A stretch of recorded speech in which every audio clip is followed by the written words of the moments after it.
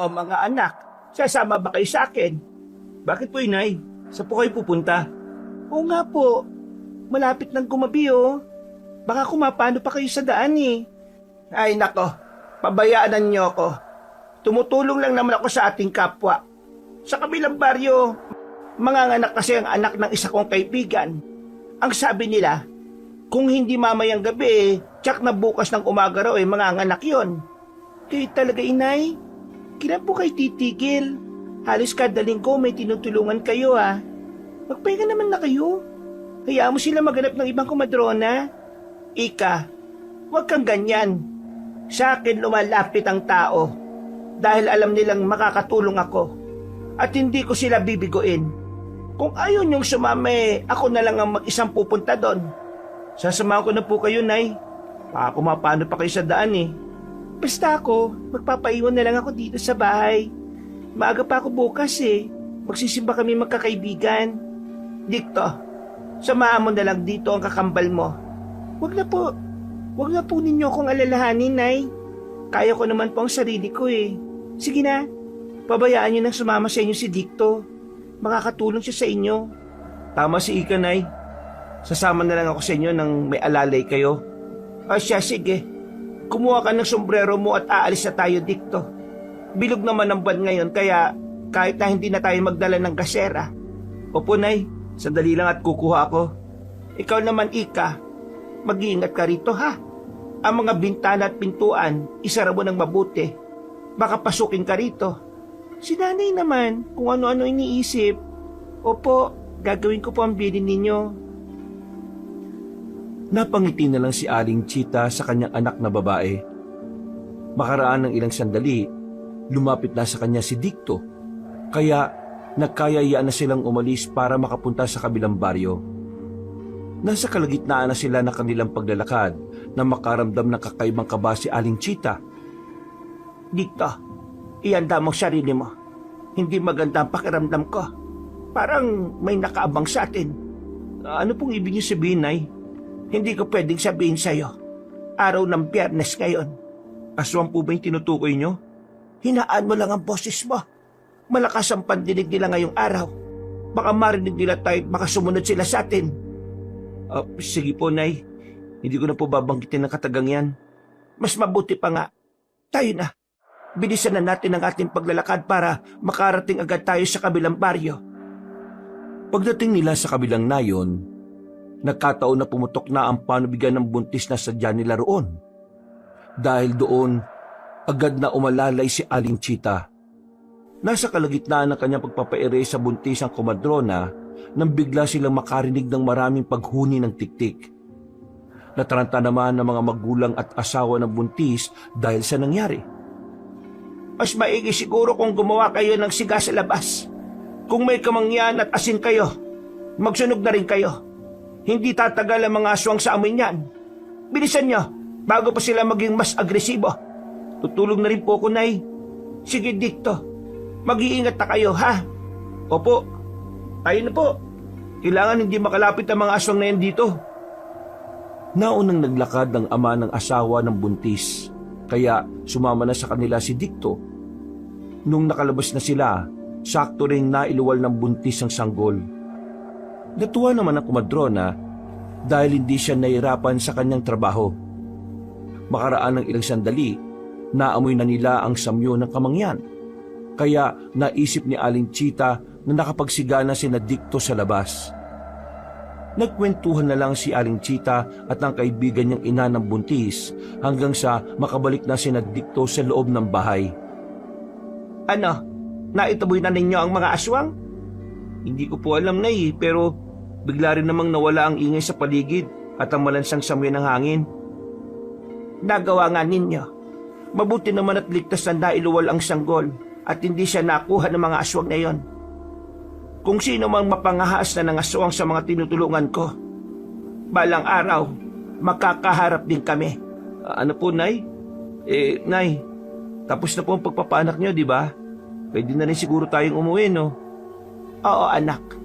Sa katunayan, uuwi na tayo ngayon. Baka kasi abutan pa tayo ng hating gabi sa daan. Nagpaalam na si Aling Chita sa nanganak at maging sa kanyang kaibigan. Nung nagsisimula na silang dalawa sa paglalakad, nakaramdam ng kakaibang kilabot ang komadrona. Gayunpaman, mas pinili niyang isikreto kay Dicto ang kanyang nararamdaman. Pagdating sa kanilang bahay, saglit na nagpaalam si Aling Chita para gumawa ng siga. Paraan niya yun para hindi siya masundan ng aswang sa tuwing umuwi siya mula sa pagpapaanak ng mga buntis. Pagpasok niya sa kanilang tirahan, "Nay, ano po bang itsura ng aswang? May kakilala ba kayong ganon?" Ay, aswang. Mabalahibo ang kanilang katawan. May nagbabagang mga mata, pangil, at ang iba sa kanila ay may mahabang dila. Ayon sa iba, para makapagpalit sila ng anyo, ipapahid nila sa kanilang katawan ng naorasyon ng langis na hinaluan ng dumi ng manok. Ano po ba yan, Nay? Kakadiri naman. Sa pagkakaalam ko hindi naman totoo yung mga yan Kwento lang sila na ipinalaganap mula pa noong panahon ng Kastila. Kasi kung totoo sila, may nakasalamuhan na po ba kayo? Nakasalamuha? Ay nako, kung alam lang ninyo na marami akong naging karanasan dyan mula pa noong bata ako. Pero siyempre, hindi ko na ikukwento yan sa inyo. Bakit naman po? Araw ng Biyernes do kasi. Baka marinig tayo ng mga aswang. Sige ka, kapag narinig nila tayo, susugurin nila tayo rito. Oh, bakit parang natatawa ka pa? Hindi lang ninyo alam kung gaano kabangis ang mga aswang. Kung mabangis ang mga leon, higit pa sa 5 ulit ang kanilang bagsik. Sus, maniwala kayo riyan. Basta para sa akin, hindi po sila totoo. Mas totoo pa nga yung mga multo kaysa sa kanila Siguro nga tama si Ika, Nay. Gawa lang naman siguro ang kwento ng mga aswang ng mga taong malilikot ang utak Oo na, hindi ko naman kayo pinipilit na maniwala sa akin. Basta, ipangako nyo sa akin na palagi kayo mag-iingat. Ikaw, Dicto, huwag mong pababayaan ang kakambal mo, ha?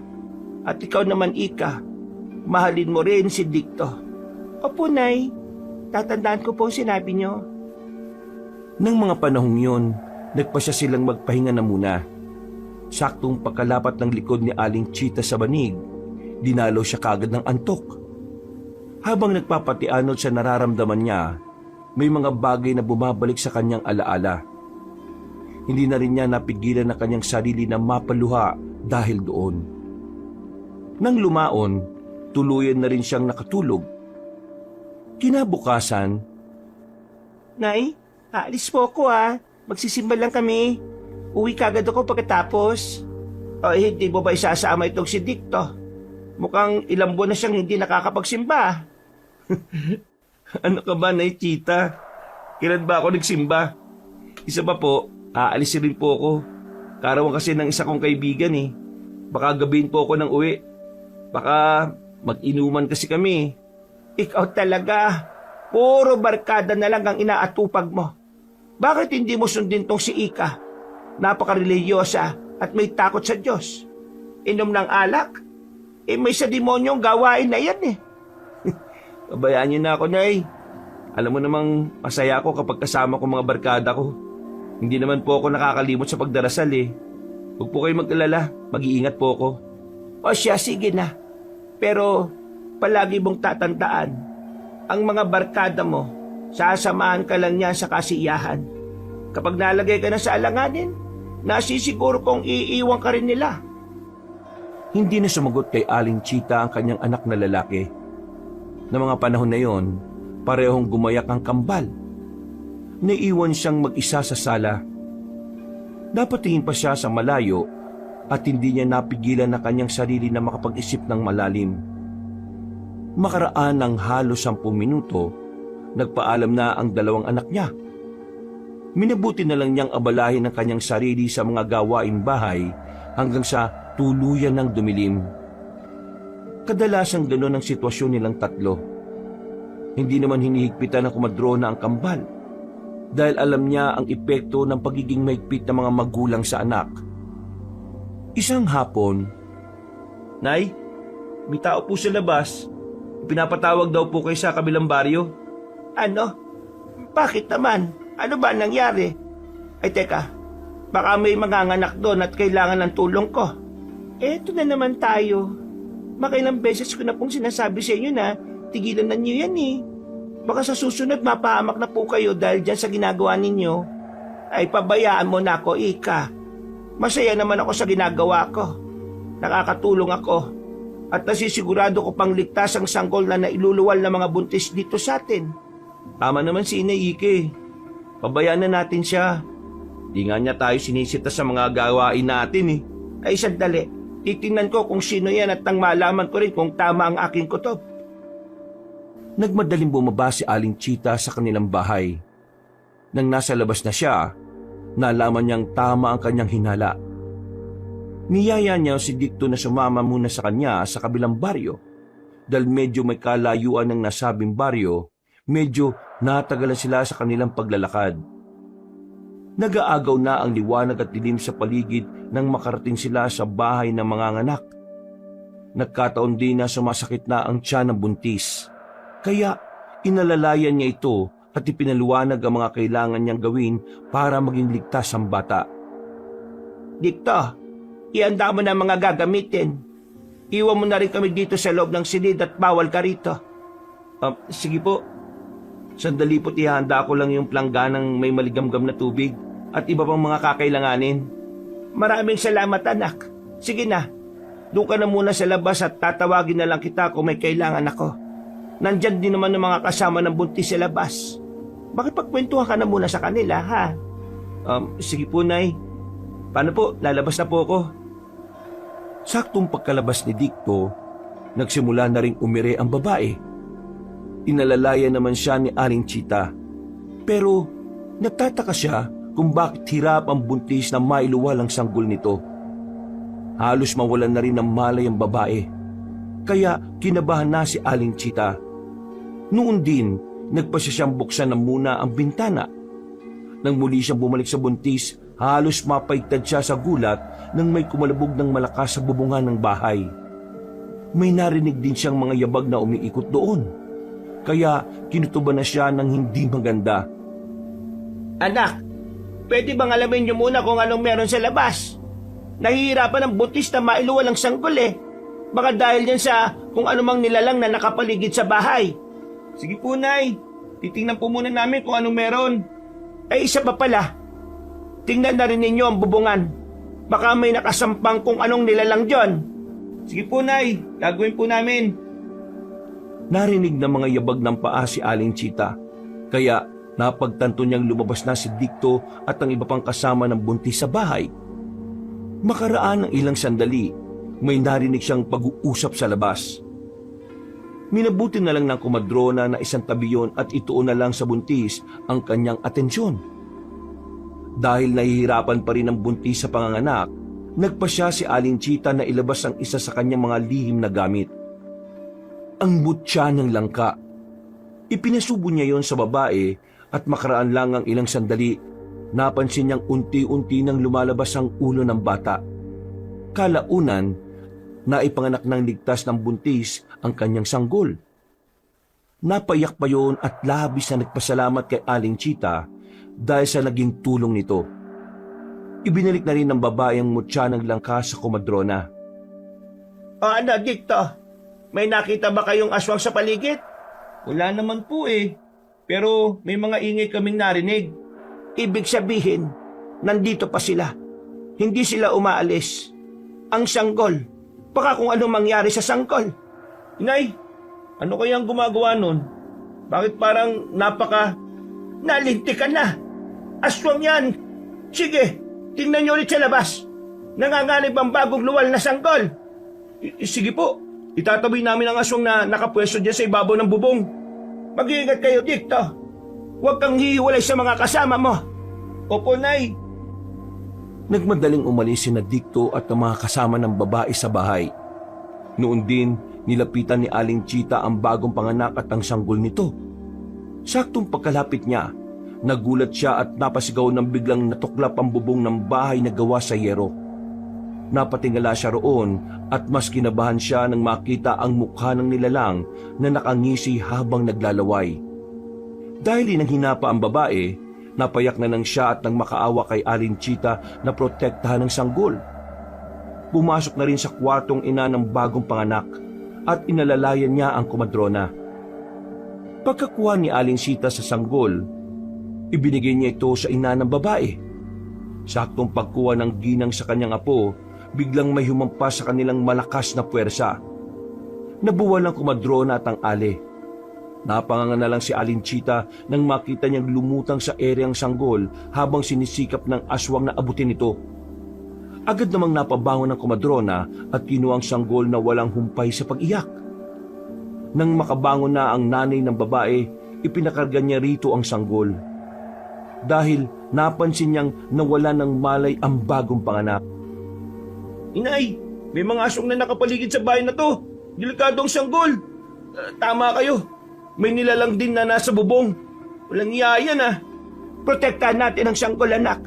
Baka magtugumpay ang aswang na makuha siya. Sige po. Sandali lang at kukuha lang ako ng itak. Susubukan kong abutin ang mga aswang na yan. Akala niya siguro matatakot tayo sa kanya. Nagkakamali siya. Mag-iingat ka dito. Baka kung ano ang gawin sa iyo ng nilalang na yan. Ako pong bahala, Nay.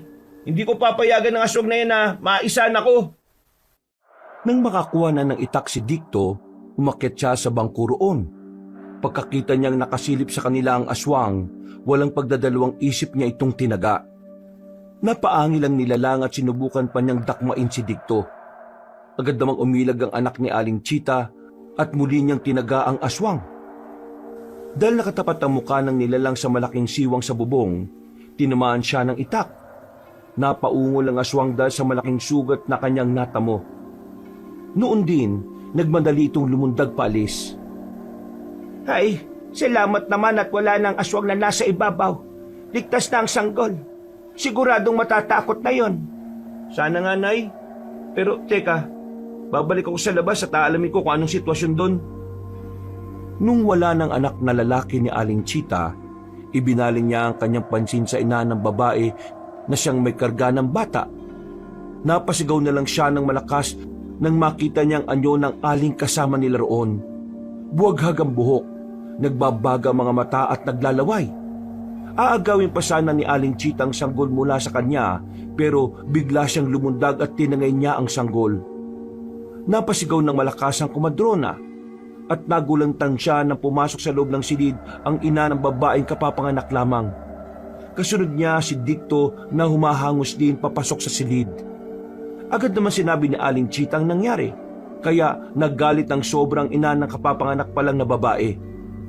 Tinawag niya ang iba nilang anak na nasa labas ng kanilang bahay at sinabihang tugisin ng aswang. Nataranta ang mga kalalakihan doon at nagkanya-kanya sila ng pagtugis sa aswang. Dahil sa nangyari, pinagalitan ng ali ang komadrona at sinabing naging pabaya ito. Wala akong kasalanan. Hindi ko naman alam na aswang na pala ang binigyan ko ng sanggol. Kamukha mo eh. Natarantad na rin ako dahil may mga aswang na sa paligid at nakatuon ang aming pansin sa aswang na nasa bubungan. Tama ng paliwanag, Nay. Saksi po ko na totoong sinasabi ninyo. Kung sisisihin ka nila pagkatapos ng pagtulong mo sa kanila, wala na tayong magagawa riyan. Mas mainam pa siguro kung umuwi na lang tayo. Kung alam ko lang na ito ang mangyayari, hindi na sana ako pumunta rito. Tayo na, Nay. Baka kung ano pang gawin nila sa atin dito. Mawalang utang na loob. Ginawa na rin naman natin ang parte natin dito eh. Gusto ko pa sanang tumulong para mabawi yung sanggol pero wag na lang. Tayo na. Mas maigi pa ngang umalis na tayo rito. Siguro ito na rin ang huling beses na magpapaanak ako. Nagmadaling umalis ang mag-ina sa bahay ng kapapanganak pa lang na babae. Kahit na nagmumura sa kanila ang mga tao roon, hindi na lamang nila pinatulan ng mga ito. Habang naglalakad pa uwi, hindi ko naman alam na aswang na yung kasama ko sa loob ng kwarto eh. Hindi naman nagsabi sa akin ng babae na may kakaiba sa kanyang ina. Kaya pala ibang pakiramdam ko nang pumasok siya. Pabayaan na po ninyo. Kung tutulong man tayo ron, sigurado na tayo pa rin ang masisisi. Bahala na sila kung mahanap nila yung sanggol o hindi. Basta tumulong na ako sa pagtaboy sa mga aswang na yun. Pero, alam mo anak, nakukonsensya rin ako. Kung hindi ko sana ibinigay ang sanggol sa mapagkunwaring aswang na yun, sana hindi niya nata ngayon. Hayaan nyo na, Nay. Hindi lang naman kayo ang mali eh. may mali rin sila kung bakit nangyari yun. Nang kasama namin sa labas ang nanay ng babae, sana napansin nilang pumasok na pala sa loob ng bahay yung aswang. Pero hindi eh. Kaya nga, kung naabisuhan nila ako, hindi sana naitaboy ko yon. Alam ko naman kung ano ang gagawin ko sana sa ganoong sitwasyon. Basta, di na ako papayag na magpaanak ka pa. Ikaw na nga ang tumulong. Ikaw pa mali sa mga mata nila. Oo na, nakakadala ang mga ganoong tao. Ay, Diyos ko naman. Binilisan nila ang kanilang paglalakad. Nasa kalagitnaan na sila ng kanilang pagbaybay ng daan nang makarinig sila ng mga mabibilis na yabag. Kasunod nito, may narinig na pag-iyak ng sanggol sina Aling Chita. Kinutuban silang baka yun na ang sanggol na tinangay ng aswang. Halika anak, hanapin natin ang sanggol na yun at subukang bawiin sa aswang. Sigurado ako na yan ang dinukot ng aswang at malapit lang dito ang nilalang na tumangay sa kanya. Huwag na po, Nay. Bakit niyo naman po gagawin yun? Pagkatapos sa mga sinabi nilang masasamang salita, ililigtas pa natin ang sanggol? Huwag na. Anak, huwag kang ganyan. Kailangan kung may pagkakataon kang tumulong, gawin mo. Isa pa, wala namang kasalanan ng sanggol. Inosente siya, kaya kailangan natin siyang iligtas. Ay naku naman, Nay. Sige na nga lang. Alamin po natin kung saan nagmumula yung iyak ng sanggol na yan. Salamat anak. Tayo na. Baka sakaling matagpuan natin ang sanggol at nang mailigtas natin siya. Nasa kalagitnaan sila ng kanilang pag-uusap nang nalaman nilang mula sa loob ng gubat ang iyak ng sanggol na kanilang naririnig. Upang alamin kung nandun nga ang kanilang hinahanap, maingat silang naglakad papasok doon. Habang humahakbang, hindi maiwasan ni Aling Chita na makaramdam ng pangingilabot. Ganun pa man, nagpatuloy siya sa paglalakad hanggang sa makapasok na sila sa loob ng kakahuyan. Magdaan-daan ka dito. Baka marinig tayo ng aswang. Patuloy pa ang pag-iyak ng sanggol. Ibig sabihin, hindi pa siya nilalantakan ng aswang. Opo, Nay. Teka, ano po gagawin natin? Baka mahuli tayo ng aswang at sa atin pa'y baling yung atensyon niya. Akong bahala. Susubukan kong agawin ang atensyon niya at kapag nakalingon na siya sa akin o kung hahabulin niya ako, kunin mo agad ang sanggol at lumabas ka na rito. Pero delikado po yung naisip niyo, Nay. Alam ko, pero yan lang ang paraan na alam ko. Kinakailangan mailigtas natin ang sanggol. Cargo de konsyensya ko naman yan kung sakaling pababayaan na lang natin siya dito.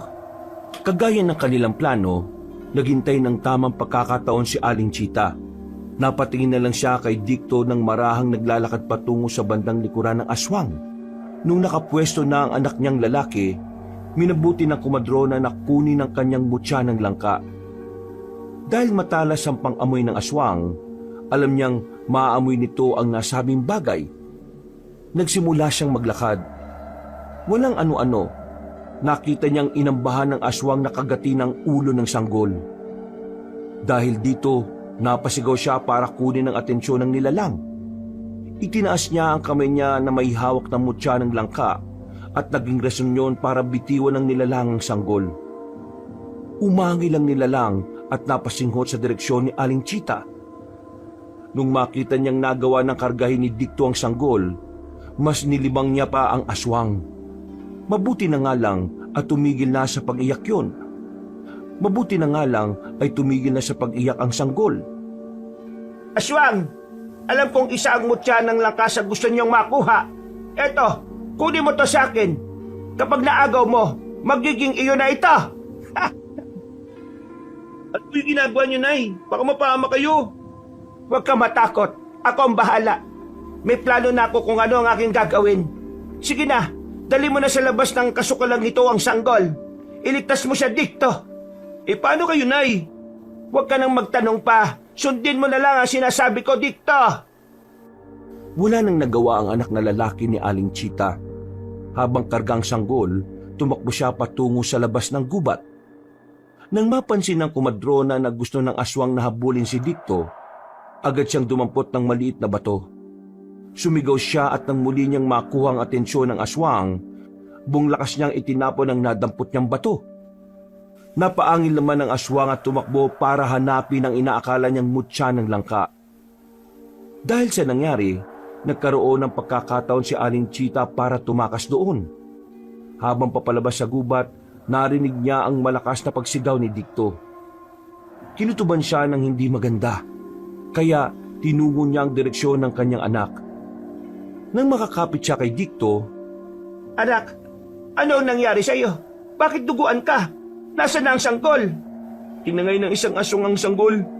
Baka kasama yun ang aswang na nasa loob ng gubat eh. Sinubukan kong protektahan yung bata, pero inatake ako ng nilalang. Inagaw niya sa akin ang sanggol at muntikan pa niya akong kagatin. Buti na lang at ano anak? may isang aswang po na umatake sa nilalang. Hindi ko alam kung bakit parang ipinagtanggol niya ako mula sa aswang na umagaw ng sanggol eh. Mas malakas siya kaysa sa isang nilalang. Diyos ko, sino naman kaya ang aswang na yon at ano ang kanyang pakay? Ay, hindi bale, tayo na. Mas maigi nang umuwi na lang tayo. Paano po yung sanggol? Akala ko ba gusto niyo siyang iligtas? Sigurado ako na magiging pagkain niyo ng dalawang aswang. Wag mo nang isipin. Sinubukan naman nating iligtas, di ba? Baka kung ano pa mangyari sa iyo rito. Sugatan ka na oh. Napabuntong hininga na lang si Aling Chita nang pumayag ang kanyang anak sa kagustuhan niya. Dahil may mga pagkaluskos at angel silang narinig na paparapit sa kanilang pwesto, minabuti nilang bilisan na lamang ang kanilang paglalakad. Anak, mukhang delikado na tayo sa baryong ito. Kailangan nating umalis. Nasisiguro kong babalikan tayo ng mga aswang. Paano naman po ninyo nalaman, Nay? Wala naman tayong ginawang masama sa kanila. Sila pa nga may nagawa ng hindi mabuti sa atin eh. Basta, magtiwala ka sa akin, Kutob. Alam ko lang na mapapahama kayo ng kakambal mo. Pupunta tayo sa malayong baryo para hindi tayo masundan ng mga aswang. Kung yan ang gusto nyo, Nay, sige po. Ikaw na lang ang bahala magpaliwanag kay Ika patungkol dyan. Oo naman. Baka kasi kung ikaw pa magsasabi sa kanya baka magbangayan pa kayong dalawa. Dahil nawili sila sa kanilang pagkukwentuhan, hindi agad nila namalayang malapit na pala sila sa kanilang bahay. Minabuti nilang mas bilisan ang kanilang paglalakad at hanggang sa makarating sila sa tapat ng pintuan, mauna sanang papasok si Aling Chita. Pero may narinig siyang pagaspas ng pakpak. Napakunot siya at napatingala para alamin kung anong meron. Pero wala naman siyang nakita. Mukhang nasundan na yata tayo ng aswang nang hindi natin namamalayan na. Sige na, mauna ka nang pumasok dito. Ihanda mo na rin ang ating mga damit at aalis tayo dito. Opo, Nay. Pero kayo, hindi pa ba kayo papasok sa bahay natin? Mamaya na, may titingnan lang ako. Kung aswang man yan, kailangan ko siyang maitaboy. Baka kasi makasunod pa sa atin yan patungo sa baryong lilipatan natin. Sige po. Sasabihan ko na rin po si Ika na magandaan na rin siya. Pagpasok ng kanyang anak, nilibot ni Aling Chita ang kanilang bakuran. Inalam niya kung may aswang sa paligid, pero wala naman siyang nakita. Dahil dito, nagpasya na rin siyang pumasok sa kanilang bahay at maganda na rin ang mga dadalhin nilang damit. Dahil hindi pa nagagamot ni Dikto ang mga sugat niya, minabuti na ng kumadrona na siya na mismo ang gumamot noon. Mga anak, ang totoo niyan, hindi ko alam kung saan talaga tayo pupunta. Bakit naman po tayo aalis, Nay? Dito na kami lumaki sa baryong to. At kung lilipat pa tayo, siguradong mahihirapan kami ni Dikto. Pabayaan mo na, Ika. Kaligtasan natin ang iniisip ni Nanay. Kung alam mo lang kung anong nangyari at kung sumama ka lang sa amin kanina, baka naihi ka na sa sobrang takot. Tingnan mo ko, maraming natamong sugat oh. Bakit? Ano ba nangyari? Ikaw kasi kung saan-saan ka nagsusuot eh. Hindi na namin ikukwento sa'yo. Alam naman namin hindi ka maniniwala eh. Siya, nadala na ninyo ba yung mga damit na susuotin ninyo? Aalis na tayo ngayon. Kailangan walang makakita sa atin na aalis tayo dito. Dahil maliwanag naman ng buwan ng gabing yon, hindi sila nahirapan sa paglalakbay. May pangontra at panlaban din sila ng aswang na posibleng umatake sa kanila. Nasa kalagitnaan na sila ng kanilang paglalakad nang mapansin ni Aling Chita na may malaking anino na nakasunod sa kanila. Maging alerto kayo, mga anak. Mukhang may nakasunod sa atin. Sigurado ko na nabigo kong itaboy yan. Tingnan nyo sa ibabaw. Parang meron nga po, Nay. Siguradong aswang yan. Ika, dumikit ka kay nanay. Magpapahuli na lang ako sa inyo sa paglalakad para makapag-antabay na rin. Ikaw ang bahala, Dikto. Basta, huwag niyong iwawala ang atensyon niyo sa nilalang na yan at sa ating dinaraanan. Opo, Nay. Ako na pong bahala. Nay, natatakot po ako. Baka kung anong gawin sa atin ng nilalang na yan. Tama kayo. Totoo nga ang aswang. Anong kailangan nating gawin? Kumalma ka lang. Kapag natakot ka, mas lalo pang magkaka-interes sa iyo ang aswang na yan. Bilisan na lang natin ang ating paglalakad. At ipagdasal ninyong huwag tayong atakihin yan. Parehong napatango ang kambal dahil sa sinabi ni Aling Chita. Nang makalis na sila sa kanilang baryo, sa hindi nila malamang rason, umalis ng kusa ang aswang. Nabunutan ng tinik sa lalamunan ng komadrona at sinabi niya sa kanyang mga anak na mas bilisan nila ang kanilang paglalakad. Nay, napapagod na po ako. Pwede bang magpahinga muna tayo? Parang sasabog na kasi yung dibdib ko eh. Siya sige, basta sandali lang ah. May aakitin pa tayong 2 burol bago tayo makarating sa kabilang baryo. Magpahinga na muna tayo sa lilim ng puno. Wala na po bang mas maikling daan, Nay? Napapagod na rin kasi ako eh. Wala na. Kung iikot tayo, baka mahuli pa tayo ng mga aswang. Bakit po ba tumatakas tayo sa kanila? Wala naman tayong kasalanan ha. Ano ba talaga ang rason? Oo nga naman, Nay. Bakit ba parang tayo pa yung dapat na matakot sa kanila? Hindi lang ninyo alam kung ano ang naging karanasan ko sa mga aswang na yan. Hindi ko alam kung bakit umaaligid sila sa atin. Malakas ang kutob ko na ang aswang na nagmamatsyag sa atin ay konektado sa aswang na pumatay sa lolo't lola ninyo. Ho? Ibig sabihin, pinatay po ng mga aswang sina lolo at lola? Kung ganun, dapat pala tayong gumanti sa kanila. Mga demonyo pala sila eh. Mga walang awa. Mga anak, hindi sa lahat ng pagkakataon kailangan niyong gumanti. Umiwas na lang tayo sa gulo. Tandaan niyo, hindi karuwagan ang pagpili sa katahimikan. Pagkatapos nilang magpahinga, nagpasya sila na muling maglakad. Habang binabaybay ni na Aling Chita ang daan paakyat sa burol, nakiramdam siya sa paligid. Nang matapos nilang akyatin ang unang burol, parehong nagreklamo sina Dikto at Ika na nauuhaw na sila. Dahil nagmamadali silang tatlo, hindi na sila nakapagdala ng tubig nilang maiinom. Ayun, merong kubo ron oh. Ano kaya kung tingnan natin kung may tubig na maiinom dyan? Oo nga po, Nay. Baka pwede tayo makainom dyan. Ay nako, magpatuloy na lang tayo sa paglalakad natin. Baka mamaya pagalitan pa tayo ng nakatira dyan. Ang mas malala pa, baka aswang ang nandyan at ikapahamak pa natin. Pero Nay, nauuhaw na po ko eh. Parang wala na akong lakas dahil sa panunuyo ng lalamunan ko. Ako rin po, Nay. Halika na, Dikto.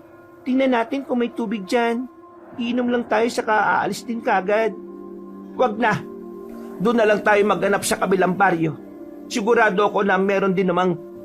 Ay nako. Wala nang nagawa si Aling Chita kung hindi ang sundan na lang ang kanyang mga anak.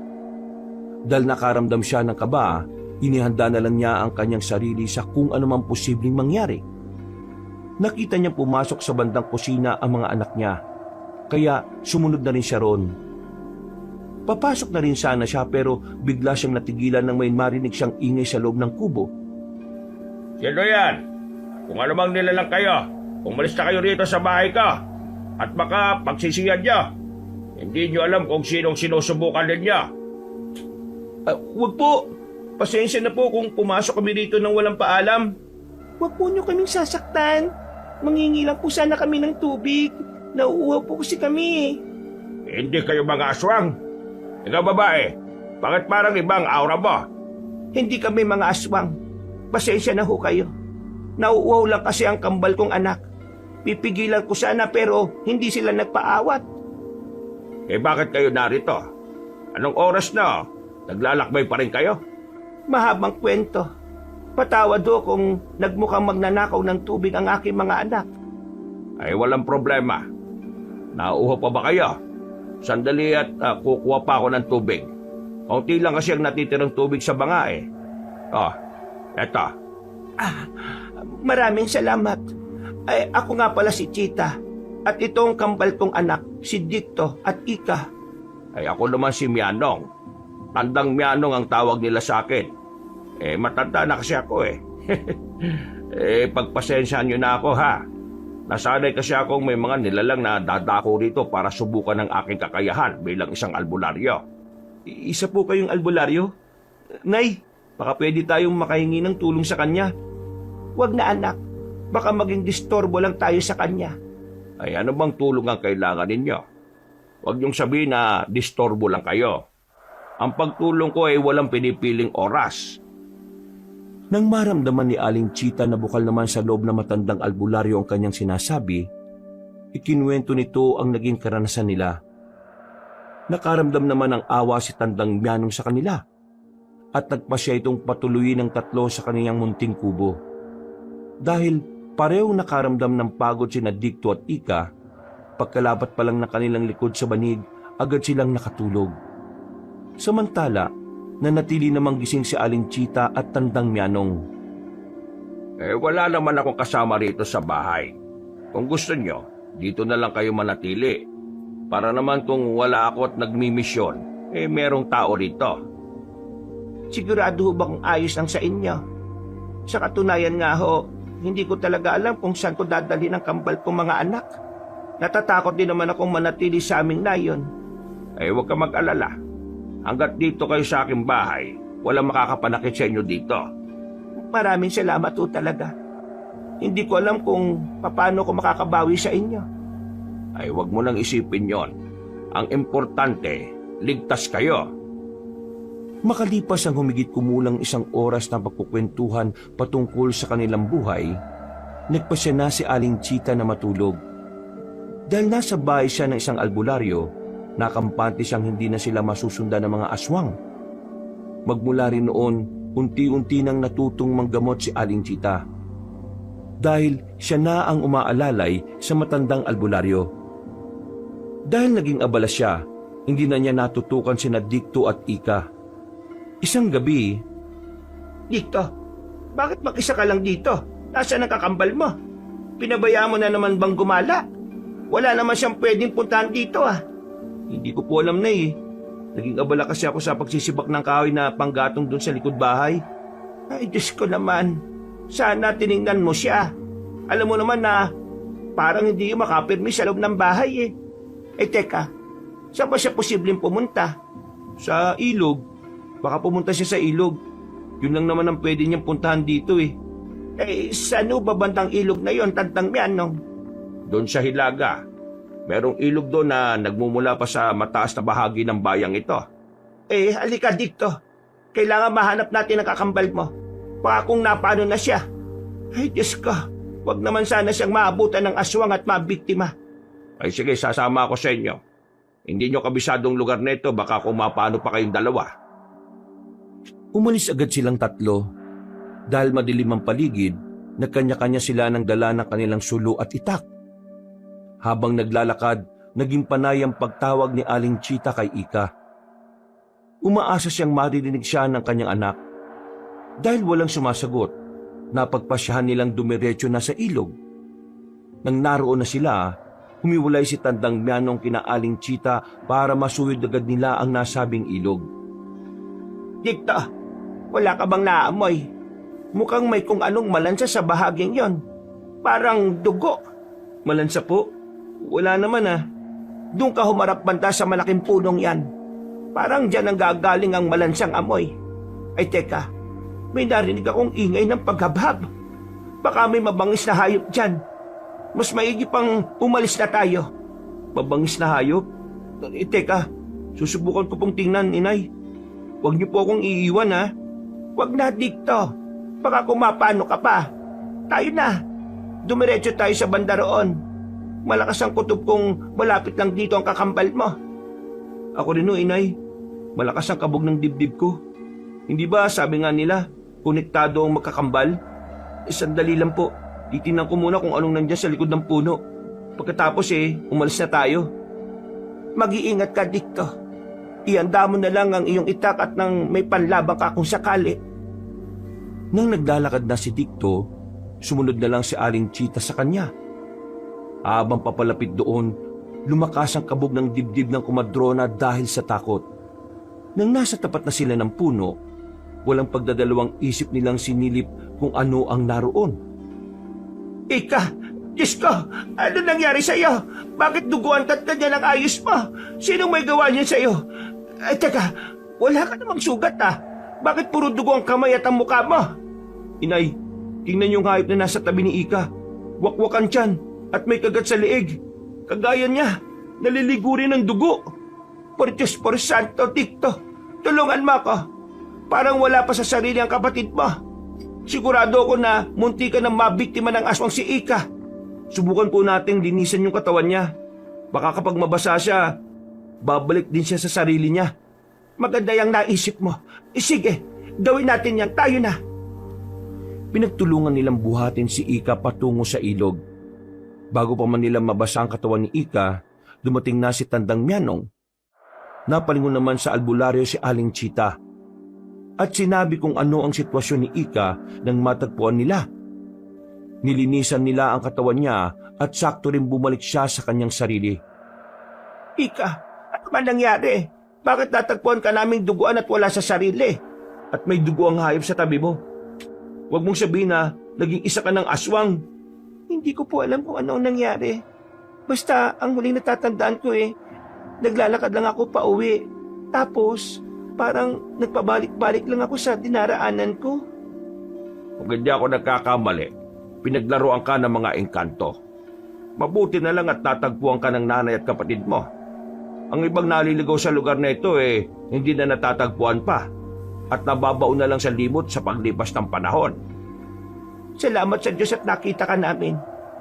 Hindi namin alam kung ano ang aming gagawin kung sakaling hindi ka makakauwi. Pero teka, bakit may dugo ang hayop sa tabi mo? At pati ikaw duguan din. Hindi ko rin po alam. Kanina kasi may narinig akong ingay na parang asong umaangin. Mabuti na lang talaga at hindi ako nilapan ng kung anumang mabangis na hayop na yon.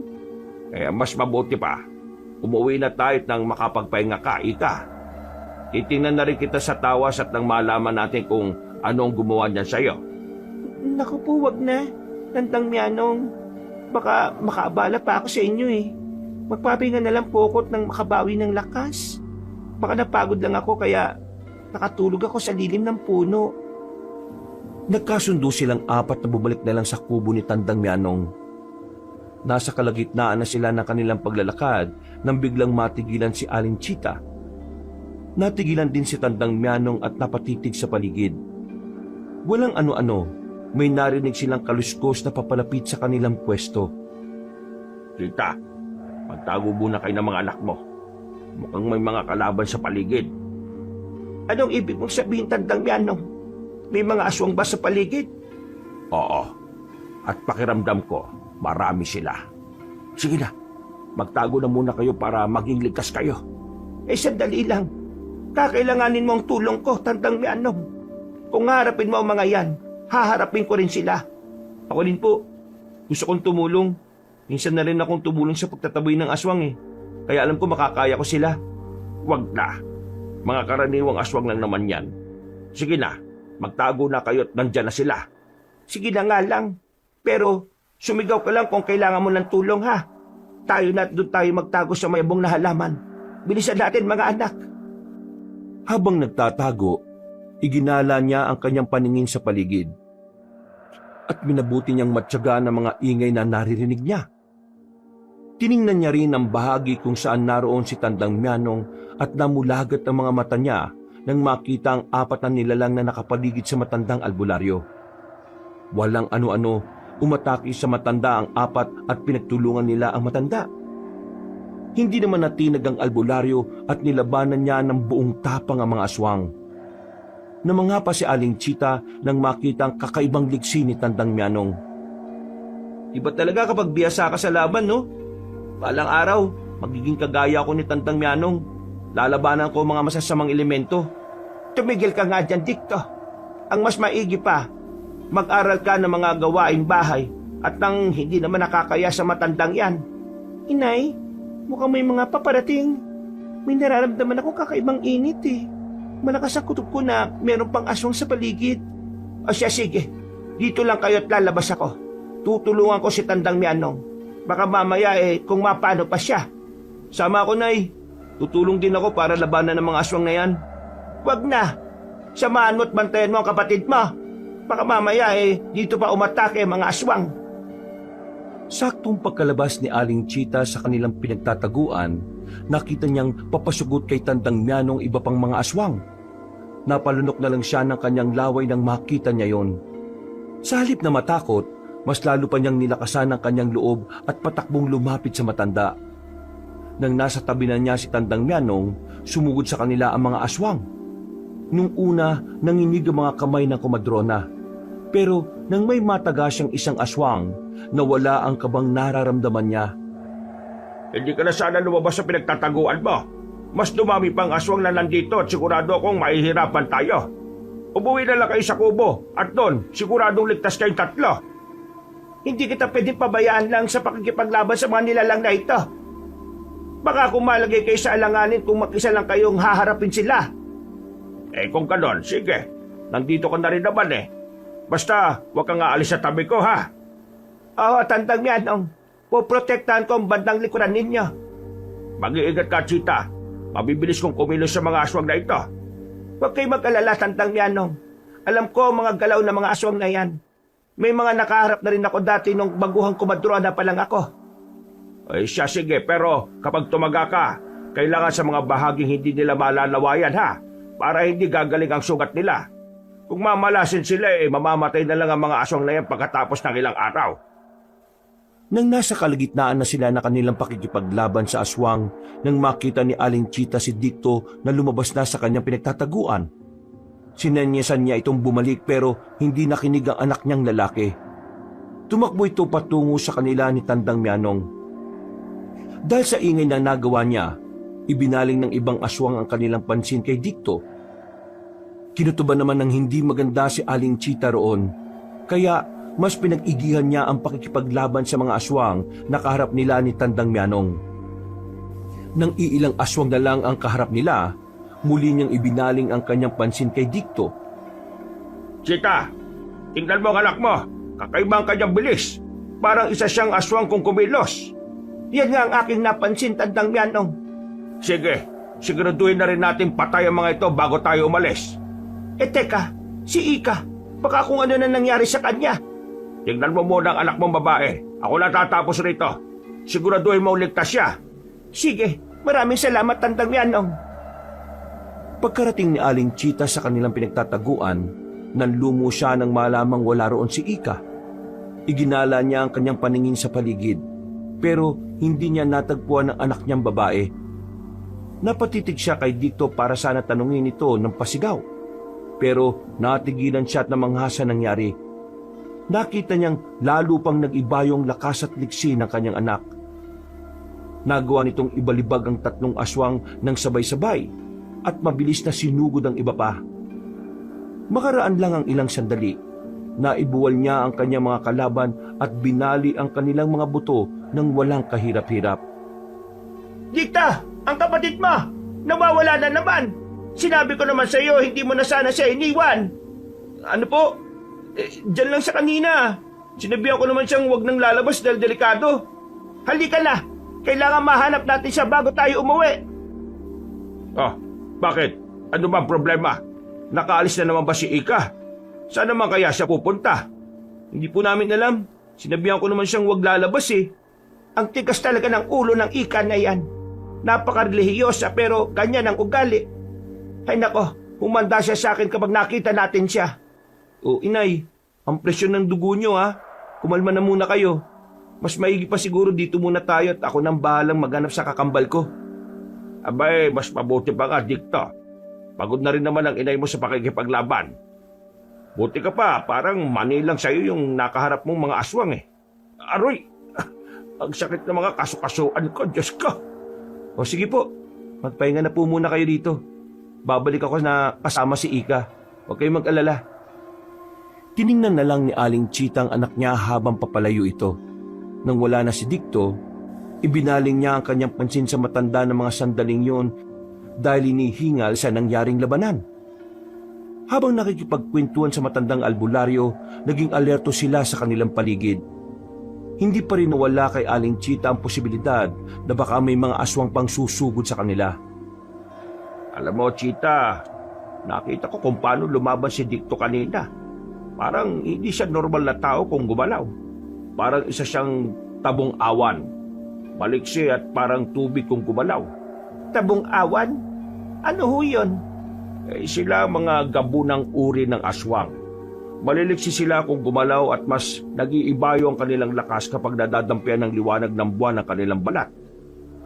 Ibig mong sabihin, isang aswang ang anak ko? Ngunit papaanong Sa nakikita ko sa kanya, hindi naman siya isang aswang. Nagtaka nga ako kung bakit ganun siya kung makipaglaban. Pero, alam mo, sa babaeng anak mo, may kakaiba akong nararamdaman sa kanya. May malakas siyang aura, kaya hindi ako nakakatagal sa pagtitig sa kanya. ano ho bang ibig niyong sabihin, Tandang Mianong? Hindi ko lang masabi pero parang hindi rin siya isang karaniwang tao. Pakiramdam ko, may malakas na kapangyarihang nakatago sa loob niya, Chita. Teka, hindi naman siya naghihibasok ako sa buhay ninyo, ano? Nasaan ba ang kanilang ama? Panandaliang natigilan si Aling Chita. Lumakas ang kabog ng kanyang puso dahil sa naging tanong sa kanya ng matandang albularyo. Akmang magsasalita na sana siya nang makita niya ang kambal niyang mga anak na papalapit sa kanilang kinaroroonan. Napabuntong hininga na lang si Aling Chita dahil kasama ni Dicto si Ika. Mga anak, Dicto, buti na lang at nakita mo si Ika. Ay nako, ikaw talaga, saan ka ba na naman nagpunta? Bakit basa ka? Alam mo namang delikado ang ating sitwasyon dito sa labas, ah. Tayo na. Sa kubo na lang natin ipagpatuloy ang usapan natin. Baka mamaya may aswang palang nakaabang sa atin bigla na lang subugod. Tama si Tandang Mianong. Mas mabuti pa nga pong umuwi na muna tayo. Diba ang pakiramdam ko ngayong gabi? Ay tayo na. Ikaw, Ika, ayos ka lang ba? Ay nako, Diyos ko, ano ba nangyayari sa iyo? Saan ka ba nanggaling? Sa ilog po. Hindi ko alam kung anong nararamdaman ko pero sobrang init ng buong katawan ko. Natagpuan ko po siyang nagbababad sa ilog at parang wala pa rin siya sa kanyang sarili. Sige lang. Susubukan ko siyang tawasin kapag nakarating na tayo sa bahay. Kailangang malunasan natin kung ano man yung karamdaman niya. Umuwi silang apat sa kubo ng matandang albularyo. Pagdating nila roon, inihanda agad ni Aling Chita ang mga gagamitin na Tandang Mianong sa pagtatawas. Hanggang sa mga panahong yon, wala pa rin sa sarili niya si Ika. Nakatulog na lang ito habang nakaupo't naghihintay sa resulta ng tawas. Aba, kakaiba ito ah. Sa tanang buhay ko bilang albularyo, ngayon lang ako nakaranas ng ganito. Tingnan mo yung tinunaw na kandila. Walang kahit na anong bakas o palatandaan. Hindi po ba ibig sabihin niyan walang karamdaman si Ika? Hindi, Chita. May karamdaman man o wala, dapat may mga imaheng mabubuo sa kandila. Pero ito, wala eh. Parang may humaharang sa aking kakayahan.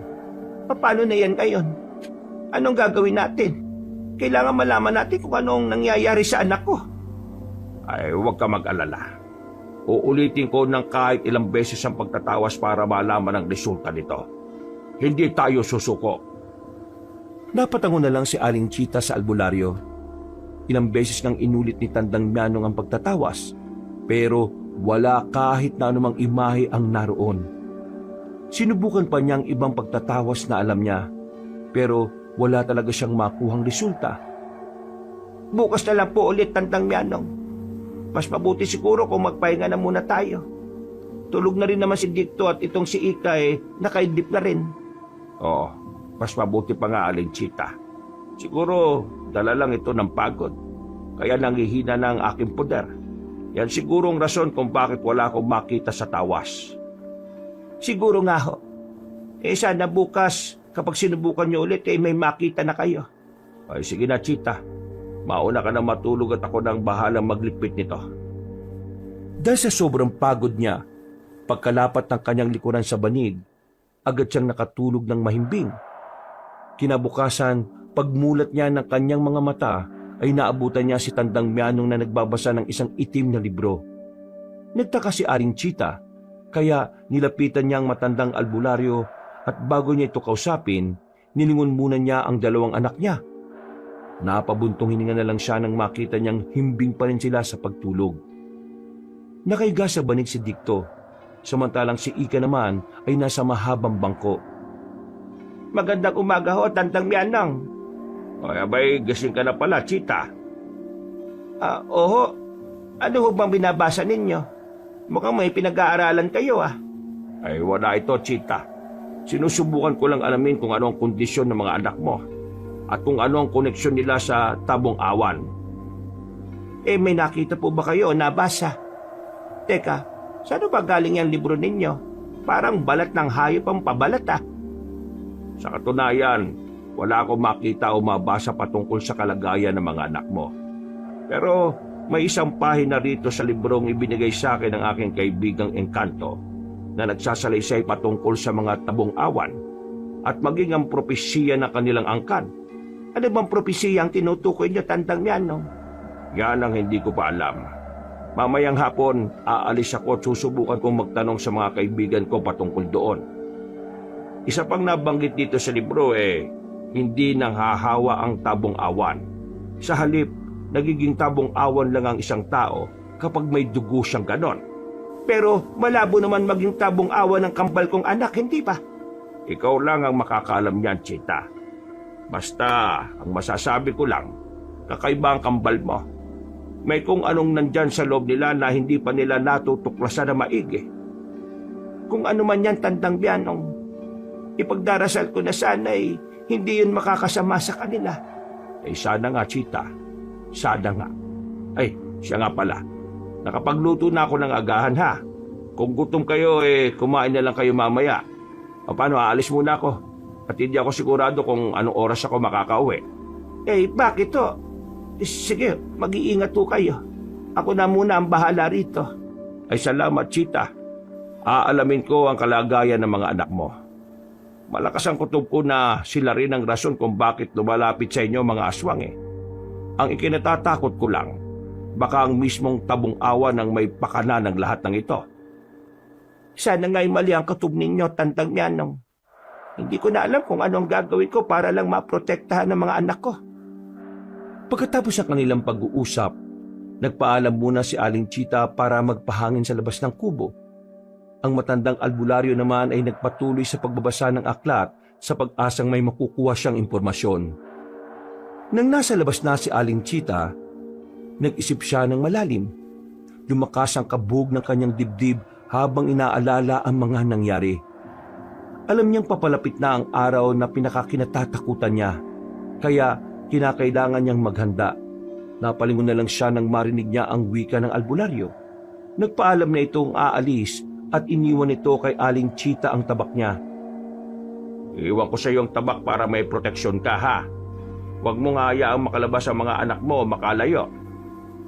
Malakas ang pakiramdam kong umaaligid lang ang mga aswang. Ay, nako, Diyos ko. Baka po kung ano mangyari sa amin dito, Tandang Mianong. Ano bang pwede namin gawin? Huwag lang kayong lalabas sa kubo ko. May pangontra na rin akong inilagay sa paligid nito.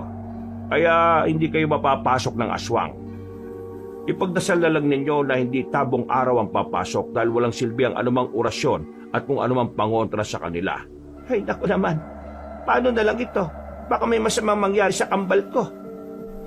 Wala kang dapat na ikatakot, Chita. Nakita mo naman kung paano makipaglaban si Dikto. Alam kong hindi niya kayo pababayaan. Sisiw lang sa kanya ang mga aswang na yan kung sakali. Matapos magwika noon si Tandang Mianong, umalis na siya. Napalunok na lang ng kanyang laway si Aling Chita. Napalingon siya sa kubo at nang maalala niya ang kanyang mga anak, bumalik siya sa loob ng kanilang bahay. Sakto ring gising na ang kambal niya. Kaya sinabi niya sa kanila ang pag-alis ni Tandang Mianong. Nakita naman ni Aling Chita na hindi nababahala ang dalawa. Dahil sa nangyari ng nagdaang gabi, minabuti nilang wag na munang lumabas sa kubo. Inabala nila ang kanilang sarili sa mga gawain doon hanggang sa tuluyan ng dumilim ang paligid. Pagtapos silang maghapunan, naglatag agad sila ng banig. Sakto pagkahiga ng tatlo, may narinig silang mabibilis na yabag at pagsigaw. Sigurado ako na si Tandang Myong yan. Halika kayo, baka kailangan niya ng tulong natin. Sige po, baka inahabol po siya ng mga aswang. Kayo na lang po ni Dicto ang lumabas, inay. Nanghihina pa rin ang katawan ko eh. O siya, Dicto. Sige na't baka kung mapano pa siya. Sigurado ako na tayo ang tunay na pakay ng mga aswang na yan. Ayun, parang siya yun, inay. Tama pong hinalaan natin. May mga nilalang ang humahabol sa kanya. Dahil may mga nilalang nakasunod si Tandang Mianong, hinugot na ni Aling Chita ang kanyang tabak. Mabilis silang tumakbo para sa lubungin na matanda. Habang papalapit sila roon, napansin niyang duguan ng albularyo at merong napakaraming sugat. Sakto pagkalapit nila sa matanda, bumagsak ito sa lupa.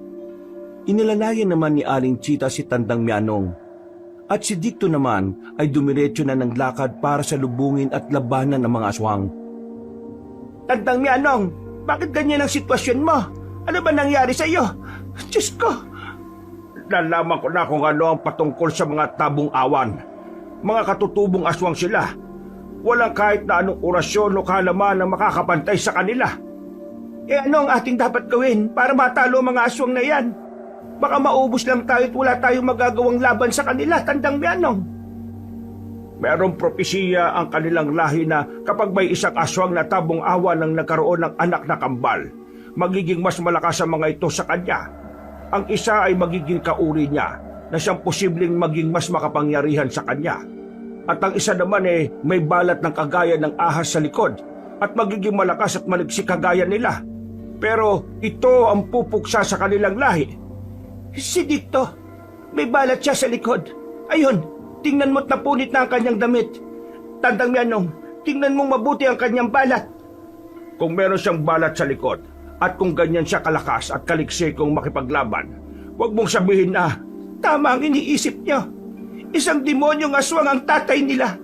Ang tatay nila pumatay sa aking mga magulang. Nang mapaslang na niya ang mga magulang ko, lumapit siya sa akin at pinagsamantalahan niya ako. Nalaban ako pero sobrang lakas niya. Hanggang ngayon, hindi ko pa rin nalilimutan ang mukha ng hayop na yon. Totoo bang narinig ko sa inyo, Nay? Isang aswang ang ama namin na pinagsamantalahan ka? Anak, Ika. Oo, tama ang narinig mo. Kung buhay namin nagsinungaling kayo, sinabi niyo dati na patay ng ama namin. Namatay siya bago pa man kami maipanganak. Oo, anak. Patay na siya. Pinatay ko siya sa aking isipan. Pero hanggang ngayon, sa tuwing nakakarinig ako ng mga paghuni ng tiktik, kapag may nakikita kong aswang, bumabalik ang multo niya sa aking alaala. Kaya pala kahit na anong gawin kong paglublob sa aking katawan sa ilog kapag sinusumpong ako ng kakaibang nararamdaman ko, hindi nawawala yun. Kahit na ilang beses akong magpabindisyon sa simbahan, baliwala rin. Yung pala, aswang pala ako. Aswang pala kami ni Dicto. Anak, patawarin niyo ko kung nagsinungaling ako sa inyo. Gusto ko lang na protektahan kayo ng kakambal mo. Tama lang ang ginawa mo, Chita. Kung nung una pa lang, alam na ng mga anak mo ang totoo, lalo lang silang lalapitan ng ama nila. Sigurado kung kaya umaligid sa inyo mga aswang yun ay dahil gusto nilang makuha ang kambal mo. Magsasalita pa sana si Aling Chita pero hindi na niya nagawa. Napalingon siya sa kanyang anak na babae at napalunok ng kanyang laway nang marinig nitong umangil ng malakas si Ika.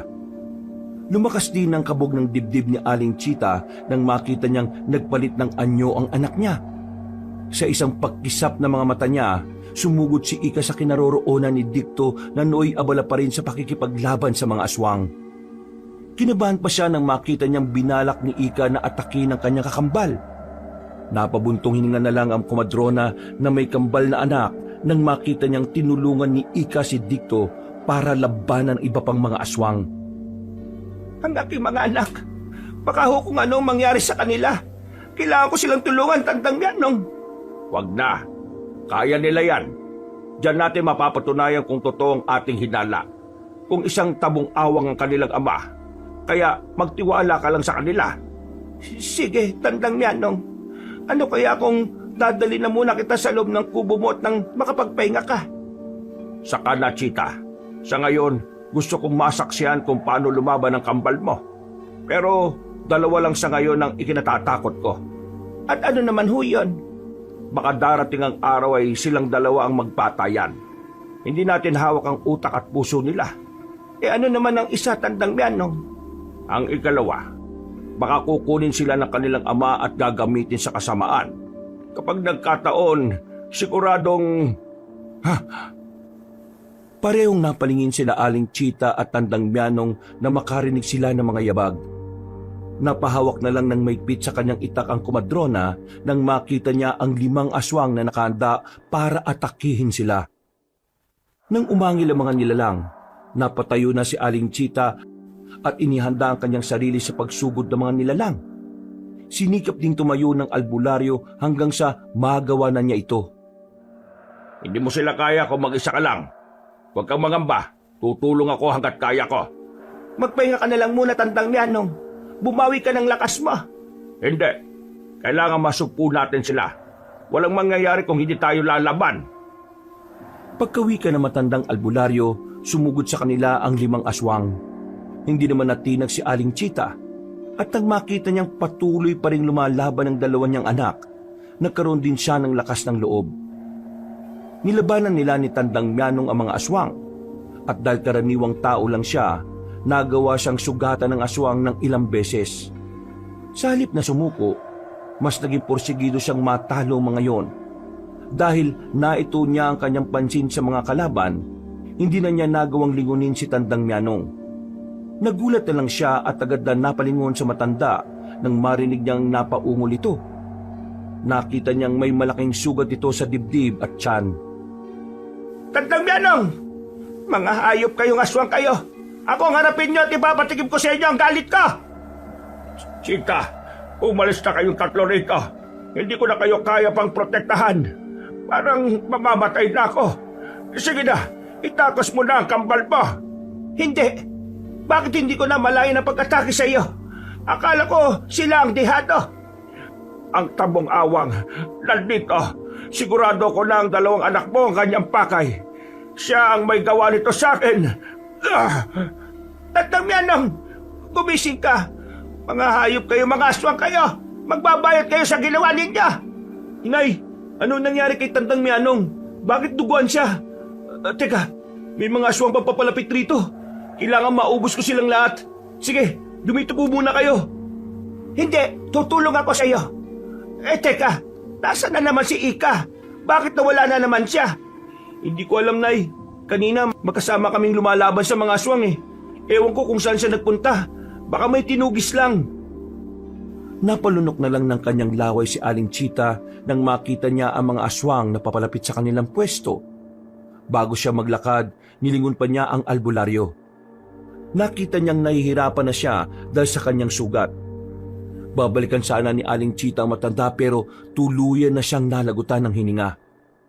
Nang maalala niya ang kanyang anak na babae, nagpasya siyang magpatuloy para tulungan si Dicto na labanan ang mga aswang na sumusugod sa kanila. Pagkalapit niya sa kanyang anak na lalaki, nakipaglaban din siya sa mga aswang gamit ang tabak na ibinigay sa kanya ni Tandang Mianong. Dicto, mag-iingat ka. Mukhang mas malalakas ang mga aswang na ito. Huwag kayong magkalala, Nay. Kaya ko sila. Ikaw pong dapat na mag-ingat. Huwag niyong hayaang masukol ka nila, ha? Sige anak, ako ang bahala. Kailangan maubos natin sila at nang mahanap na natin si Ika. Opo, Nay. Mahanap natin si Ika bago matapos ang gabing to. Gagawin ko ang lahat para mahanap lang siya. Nasa gitna sila ng kanilang pakikipaglaban nang biglang mapasigaw ng malakas si Dicto. Nung una, hinayaan na muna siya ni Aling Chita at itinoon niya ang pansin sa paglaban sa mga aswang. Kalaunan, nang nakahandusay na sa lupa ang mga aswang, ibinaling niya ang kanyang pansin kay Dicto. Napakunot noo si Aling Chita. Tinanong niya ang kanyang anak kung ano ang nangyari rito, pero hindi siya sumagot. Walang ano-ano. Nakita ng komadrona na nagliliwanag ang balat na nasa likuran ni Dicto. Unti-unti itong kumalat sa buo niyang katawan, kaya mas lumakas pa ang hiyaw ng anak niya. Rico, sakit! Anong nangyayari sa akin, Nay? Sobrang sakit ng balat ko. Dito, bakit ka nagkakaganyan? Ang balat mo, parang nilulukob niya ang buong katawan mo. Ang sakit! Hindi ko na po kaya ito, Nay! Tulungan niyo po ako! Napasigaw na lang si Aling Chita at agad na napalod sa tabi ng kanyang anak nang bigla itong nabuwal sa lupa. Tinawag pa niya ng ilang ulit si Dicto at nabahala siya nang hindi ito sumasagot. Napansin din niyang pati ang mga mata ng anak niya ay naging kulay dilaw na parang bilog na buwan. Napabuntong hininga na lang siya nang medyo kumalma na ang anak niyang lalaki. Inay, sobrang init po ng pakiramdam ko. Parang may kung anong enerhiyang lalabas mula sa loob ko. Parang sasabog ako. Dito, ano ba nangyayari sa'yo? Bakit ka nagkakaganyan? Hindi ko po alam, Nay. Sandali. Sisikapin ko pong makabangon. Kailangan mahanap natin si Ika. Wag na. Ako na lang mag-isang maghahanap sa kanya. Aalalayan kita muna para makapwesto sa lilim ng punong yon. Para makaalis na ako. Kailangan makapagpahinga ka dito. Kaya ko naman po, Nay. Baka kumapano kayo. Marami pa ang mga aswang na nagkalat dito. Sigurado na tayo talaga ang pakay nila. Oo, at dahil yan sa isang aswang na tabong awan. Siya ang dahilan kung bakit nangyayari ang lahat ng ito. Hayaan mo na muna yan. Sa ngayon kailangan kong mahanap ang kapatid mo. Hindi na ninyo kailangang hanapin si Ika. Kasama ko siya. Nandito ako, Nay. Huwag na ninyo akong hanapin. Mag-aaksaya lang kayo ng oras. Anak ko, umalis ka sa tabi ng aswang na yan. Baka kung ano pa ang gawin niya sa'yo. Ikaw, aswang! Bakit nandito ka? Anong pakay mo? Aswang? Sino ba yan, Nay? Anong kailangan niya? At ikaw, Ika, bakit magkasama kayong dalawa? Magkamukha talaga tayo, anak. Nandito ako para kunin kayo mula sa walang kwenta niyong ina. Sumama kayo sa akin at pag-aharian natin ang lahat ng lahi ng mga aswang. Hindi ako isang aswang at wala akong amang aswang. At huwag mong sabihin walang kwenta si nanay. Ikaw ang walang kwenta. Paano mo may papaliwanag ito, Dicto? Mastan mo ko. Nagpakilala na siya sa akin at tinanggap ko siya. Sumama ka na rin kay Tatay Fabian. Dadalhin niya tayo sa kuta niya at magbubuhay prinsipe at prinsesa tayo ron. Huwag niyong tatawaging tatay yan. Hindi siya karapat dapat tatawaging ama. Dahil kahit na kailan, hindi siya nagpakaama sa inyo. Halika rito, Ika. Huwag kang sumama dyan. Matagal ko na rin kayong minamanmanan. At ngayon, panahon na para kunin ko ang mga anak ko. Kukunin? Huwag mong subukang kunin ang dalawang yan. Alam ko na napapatayin mo lang sila. At bakit ka nagsasalita ng tapos? Ano ka? Isang manghuhula? Wala ka nang magagawa. Kukunin ko ang mga anak ko. Sa ayaw at sa gusto mo kahit na buhay mo pang maging kapalit. Inay, pabayaan mo na kami ni Dicto. Baka kung ano pa ang gawin ni tatay sa inyo. Subukan lang niyang dampian ng kahit daliri niya si nanay. Maapatayin ko siya. Huwag ka magsalita ng ganyan. Masyado kang mahina para labanan ako. Kahit nga dito kay Ike, wala ka ng panama. At paano ka nakakasiguro? Alam kong nandito ka dahil sa propesiya. Papatayin mo ang anak ko para wala nang maging sagabal sa iyo at sa inyong angkan. Tumahimik ka! Wala kang alam sa sinasabi mong propesiya. Subukan lang ninyong lumapit kay nanay. Kayo ang uunahin kong patayin. Ika, magkakampi tayo dito. Pero anong ginawa mo? Nangako si tatay ng marangyang buhay sa kuta nila. Sumama ka na sa akin. Iwan natin dito si nanay para hindi na siya masaktan. Dahil lang sa isang pangako? Anong utak yan, Ika? Nanginig ang buong katawan ni Aling Chita.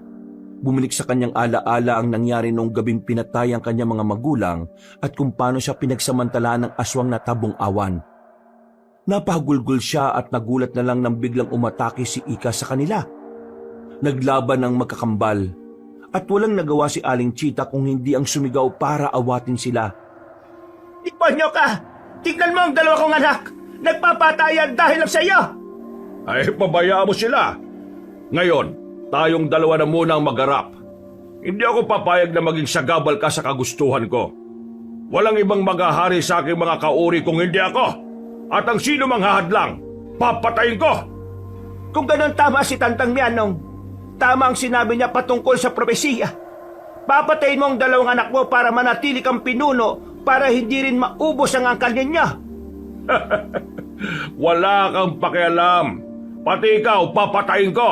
Dahil alam kong pinipigilan mo ako sa gusto kong mangyari. Pwes, magkamatayan ako, magkakamatayan! Hinawakan ng maigpit ni Aling Chita ang kanyang tabak. Kahit na alam niyang mas malakas at mas maliksi ang tabong awan, kinailangan niyang labanan ito para mabawi ang kanyang mga anak. Sa isang pagkisap ng mga mata niya, umatake sa kanya si Fabian. Sinalubong naman niya ito ng tabak at walang pagdadalawang isip na tinaga. Pero nagulat siya nang malamang hindi man lang nasugatan ng aswang. Ano? Bakit parang natutulala ka? Nagulat ka dahil hindi man lang ako nasugatan? Oo, nagulat ako. Pero wala ka man lang taktika sa pakikipaglaban. Ano ka kaya naging pinuno? Inakala mo lang yon. Humanda ka. Kung hindi ka kayang patayin ng mga anak mo, ako ang papatay sa'yo! Napaangil ang aswang at mas lalo pang naging mabalasik ang kanyang anyo. Bago pa man makapaganda ang aswang, humakbang na si Aling Chita para atakihin yon. Itinaas niya ang kanyang kamay na may hawak na tabak.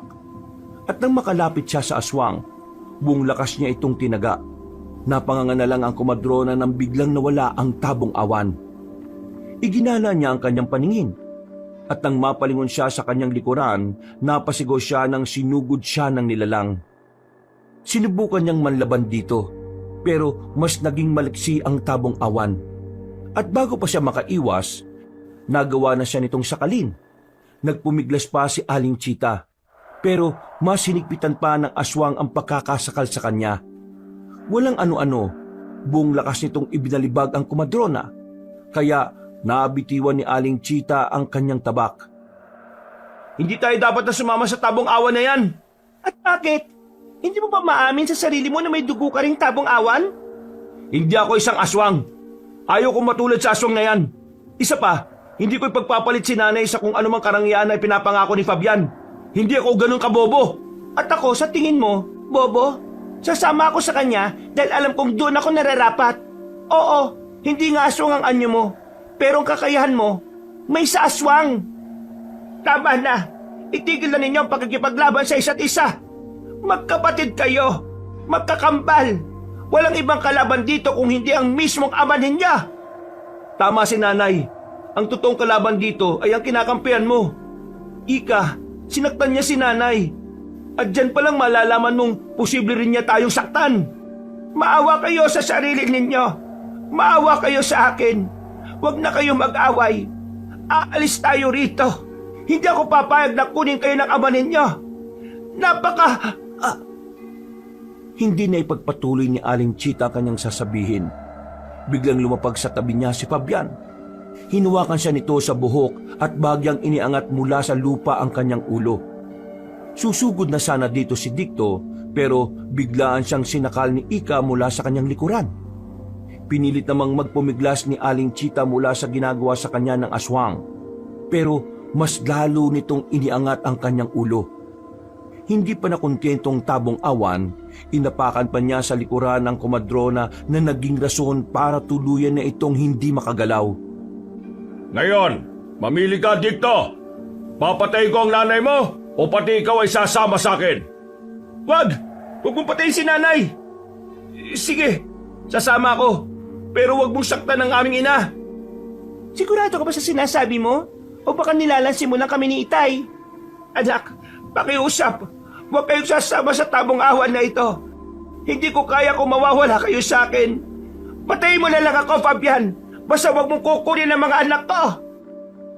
Habang nagpupumilit na makakawala ang kambal na anak niya, nakatitig siya sa dalawa.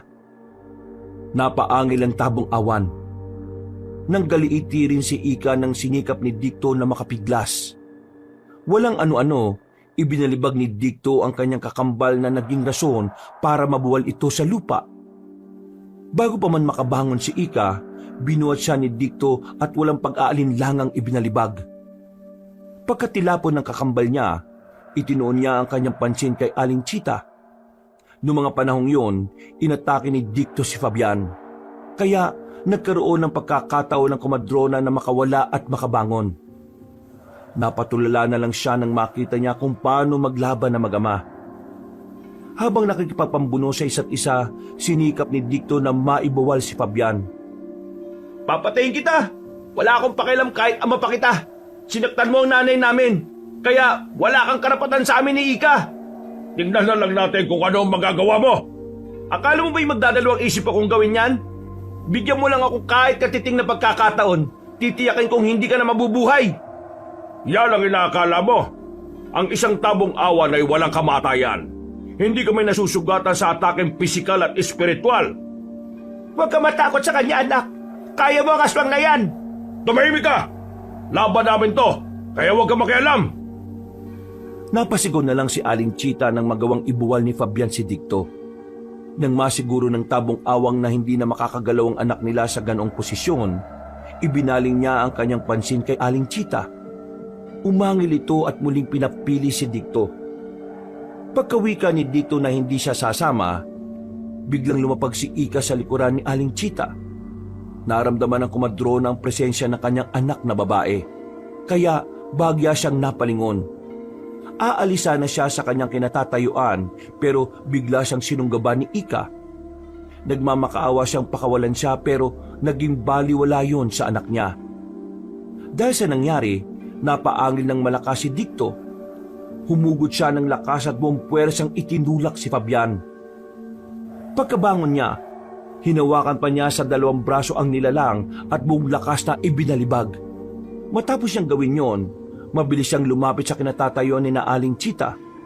Walang pagdadalawang isip din niyang sinuntok sa muka ang kakambal niya. Dahil sa ibayon niyang lakas at kawalan ng balanse ni Ika, tumilapon siya at nawalan ng malay. Nay, kailangan itakas kita dito. Baka kung ano pa ang gawin ng tabong awan na yan sa'yo. Hindi, Dicto. Kinakailangan mabawi rin natin si Ika. 3 tayong aalis sa lugar na ito. Pero mapanganib para sa inyong sitwasyon dito, Nay. Bala kayong pati ng Fabian na yun. Huwag kang matakot sa kanya. Ikaw, anak. Ikaw ang nakatadha ng papatay sa kanya. At pati na sa iba pa niyang mga kalahi. Paano naman po ninyo nalaman ng bagay na yan? Nakasisiguro po ba kayo? Sinabi sa akin ni Tandang Mianong. At sigurado ako dyan. Walang anumang makakapatay sa isang tabong awan kung hindi ang kanyang kauri at ang nakatakda. Kung ganun, kailangan ko mapatay ang Fabian na yun. Magbabayad siya sa ginawa niya sa inyo. Pagbabayarin ko po siya. Mag-iingat ka, anak. Huwag mong hayaan na matalo ka niya. Pakiusap. Hanggat maaari, huwag mong sasaktan ulit ang kambal mo. Nasa kalagitnaan sila ng kanilang pag-uusap nang makita nilang papalapit na sa kanila si Fabian. Napalunok na lang ng kanyang laway si Aling Chita nang makita niyang may iba pang aswang na paparating. Napayaw na lang si Dicto nang biglang lumiwanag ulit ang kanyang balat at maging ang ibang bahagi ng kanyang katawan kung saan kumalat ito. Nang makita ng mga aswang yon, natigilan sila. Napaangil naman si Fabian at napatingala sa kalangitan. Sige, hintayin niyo ang hudyat ko para sugurin ang mag-ilang yan. Patayin silang lahat, pati ang kambal. Hayop ka! Akala mo ba'y magiging madali lang ang lahat? Kayong uubusin namin. Alam ko na kung anong ipinunta mo rito at hindi kami papayag na mangyari yun. Uubusin namin kayong lahat. Huwag kang magsalita ng ganyan, anak ko. Total naman, ayaw mong sumama sa akin. Tanggapin na lang ninyo ang kamatayan ninyo. Para rin naman ito sa ating lahat. Ang sabihin mo, para sa inyong mga tabong awan, papatayin nyo ang kambal para manatili kayong buhay. Natatakot kayong ubusin ni Dicto, ang nakatakdang lumipol sa inyong lahat. Ika, anak, sugurin mo na ang nanay mo at ang kakambal mo. Patayin natin sila at nang makauwi na tayo. Magkasama tayong mamumuno sa mga kauri natin. Hindi na mangyayari yan. Naliwanagan na ako. At tama si nanay. Papatayin mo kami para wala nang maging sagabal sa inyo. Kung totoo man ang propesiya na magiging katulad niyo ako, wala akong pakialam. Basta gagawin ko kung ano ang tama. Puprotektahan ko ang nanay ko. Pwes, pagsisisihan mo ang pagbabaliktad mong ito sa akin. Inay, ito pong tabak ninyo. Nakita ko ron kanina. Maraming salamat, anak. Sa udyat na ibinigay ni Fabian sa kanyang mga kauri, agad silang sumugod kina Aling Chita. Pinaligiran sila ng mga ito, kaya nakaramdam ng bahagyang takot ang komadrona. Naganda naman sina Ika at Dikto sa kung anumang gagawin ng mga aswang. Walang ano-ano, may dalawang lumundag at lumapit sa kanila. Pagkakita naman ni Dikto, sinalubong niya ang mga ito at buong lakas na sinuntok sa tiyan. Napaungol na lang ang dalawa at tumilapon sa kanilang mga kasamahan. Nagkagulo mga aswang nang makita nila ang ginawa ni Dikto. Gayunpaman, sinabihan sila ni Fabian na huwag matakot at sabay-sabay nang sumugod sa tatlo. Pagkaatake ng mga aswang kina Aling Chita, ginamit niya ang kanyang tabak para tulungan ang dalawa niyang anak. Mga anak, huwag tayo magpapatalo sa kanila. Kailangan makaligtas tayo. Huwag kayong mag-alala, Nay. Kaya po namin ang lahat ng mga ito. Kahit na magpahinga na lang kayo roon sa tabi. Siya nga po, Inay. Kami na ang bahala sa mga demonyong ito. Demonyo! Kung gayon, inaamin mo ring demonyo ka, Ika. Tingnan mo ang sarili mo. Kawagis mo ang mga aswang na nakapaligid sa iyo. Tumimik ka! Mamaya ka sa akin. Akala mo ba yung makakaligtas ka? Nang makita ni Aling Chita na mas naging agresibo pa ang mga aswang, sinabihan niya ang dalawang anak niya na mas pag-igiyan ng pakikipaglaban. Kahit na napakaraming aswang ang umatake sa kanila, nawala na ang kanyang takot dahil alam niyang kakampi niya ang kambal niyang mga anak. Habang nakikipaglaban siya roon, napansin niyang nag-ibayo rin ang kanyang lakas at liksi. Hindi niya alam kung ano ang nangyari, pero inisip na lang niya na ginagabayan siya ni Tandang Mianong. Kalaunan, dahil sa pagtutulungan nilang tatlo, halos kalahati na sa mga nilalang ang kanilang napatay. Nang galaiti naman si Fabian nang makita niya yon. Ano ba? Galingan nyo! Kailangan mapatay ang kambal na yan dahil sila ang uubo sa ating lahi! Kabahan ka na, Fabian. Ilang sandali na lang ay makakaharap ka na naming tatlo. Hindi ako natatakot sa inyo. Kaya ko kayong pagbuhol-buholin kung gusto ko. Tingnan na lang natin mamaya kung anong magagawa mo. Nang mapansin ni Aling Chita na susugod na rin sa kanila si Fabian, minabuti niyang harapin ito. Napangisi naman ang nasabing aswang nang makita niya ang komadrona. Napaangil ito at agad na umatake. Kahit na alam ni Aling Chita na hindi tinatabla ng talim ng kanyang tabak ang tabong awan, minabuti niyang sumugal dito. Iniwasan niya ang bawat pag-atake sa kanya ng nilalang. At kung nakakaroon siya ng pagkakataon, tinataga niya sa bandang likuran si Fabian. Kahit na hindi ito nasusugatan, ang tanging pakay niya'y mawala sa focus ang nilalang. Walang ano-ano, sa hindi niya inaasahan ay sinunggaban siya ng aswang kaya nabitiwan niya ang kanyang tabak. Sinakal din siya ni Fabian kaya unti-unti siyang nangihina. Mga anak, tulungan niyo ako! Demonyo ka! Bitiwan mong nanay namin! Dikto, ikaw na munang bahala sa natitirang aswang na to. Tuturuan ko lang ng leksyon nitong tampalasan nating ama. Kayong nararapat at turuan ng leksyon. At sisimulan ko ito sa pagpatay sa inyong ina. Napakasama mo talaga. Magbabayad ka ng mahal. Akala mo ba'y makukuha mo ang aking mga anak? Hindi! Nang makita ni Aling Chita na papasugod na si Ika, nagpumiglas siya kay Fabian. Mas lalo ring hinigpitan ng tabong awa ng pagkakasakal sa kanya na naging rason para mapaungol siya at halos mawala ng hangin. Walang ano-ano, umatake si Ika kay Fabian, kaya nabitiwan na siya nito. Nang makita niyang nakikipagpambuno ang kanyang anak sa tabong awan, sumugod na rin siya rito para tumulong. Wala siyang naging pakialam kung may mga galos na siya at kung sumasakit na ang kanyang buong katawan. Ang tanging nasa isip niya ay mailigtas sina Dikto at Ika mula sa banta ng kanilang ama. Habang hinaharap ni Fabian si Ika, pinagsusuntok naman ni Aling Chita ang likod ng nilalang. Walang ano-ano dahil sa kanyang ginawa, buong lakas siyang tinabig ng nilalang. Hindi siya nakapaghanda, kaya tumilapon siya at naging masama ang kanyang pagbagsak. Nay! Anong ginawa mo sa nanay ko? Talagang halang ang kaluluwa mo! Kulang pa yan. Kailangan mamatay siya. At kayong dalawa ng kambal mo. Ikaw, Ika, ang susunod ko! Yan ay kung papayag akong mapatay mo. Kayo ang dapat mawala at hindi ako. Mga anak, tapusin na ninyo ang labang ito. Mukhang hindi ko na kaya pang makabangon. Sige, Nay. Bago tuluyang sumikat ang araw, sisiguraduhin namin patay ang lahat ng mga aswang na ito. Napangisi na lang si Aling Chita nang makita niyang kung paano tinapos ni Dicto ang mga aswang na kaharap niya. Namanga siya dahil sa kakaibang lakas ng kanyang anak. At naisip niyang simulat sa pool, tama si Tandang Mianong patungkol sa propesiya. Nung magawa ng ubusin ni Dicto ang mga aswang na kalaban niya, ibinaling nito ang kanyang pansin kina Ika at Fabian. Nabahala naman si Aling Chita nang makita niyang nasa ibabaw ni Ika ang kanyang ama at medyo nasa alanganin ng posisyon ng anak niyang babae.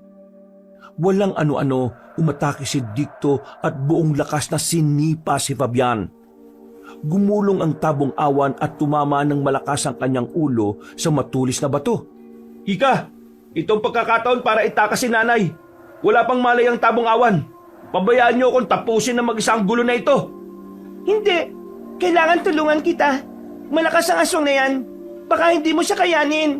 Ako ang nasa propesiya. At kahit na ano man ang gawin ni Fabian, wala siyang kawala sa akin.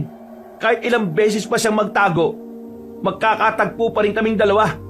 Nakaguhit na sa mga bituin ang mangyayari. At hindi na mababago yun. Pero anak, mas maigi kung tumakas na lang tayo. Sige na, habang may pagkakataon pa. Tayo na, inay. Babalikan ko na lang dito si Dicto para tulungan. Sa ngayon, uunahin na muna natin ang kaligtasan mo. At saan naman kayo pupunta? Ha! Akala ba ninyo'y makakatakas kayo sa akin? Hindi! Mag-isa ka lang. Wala ka ng laban. Pabayaan mo kami makatakas. Dahil kung hindi, haharap ka sa iyong kamatayan. Hindi ko kayo hahayaang makatakas.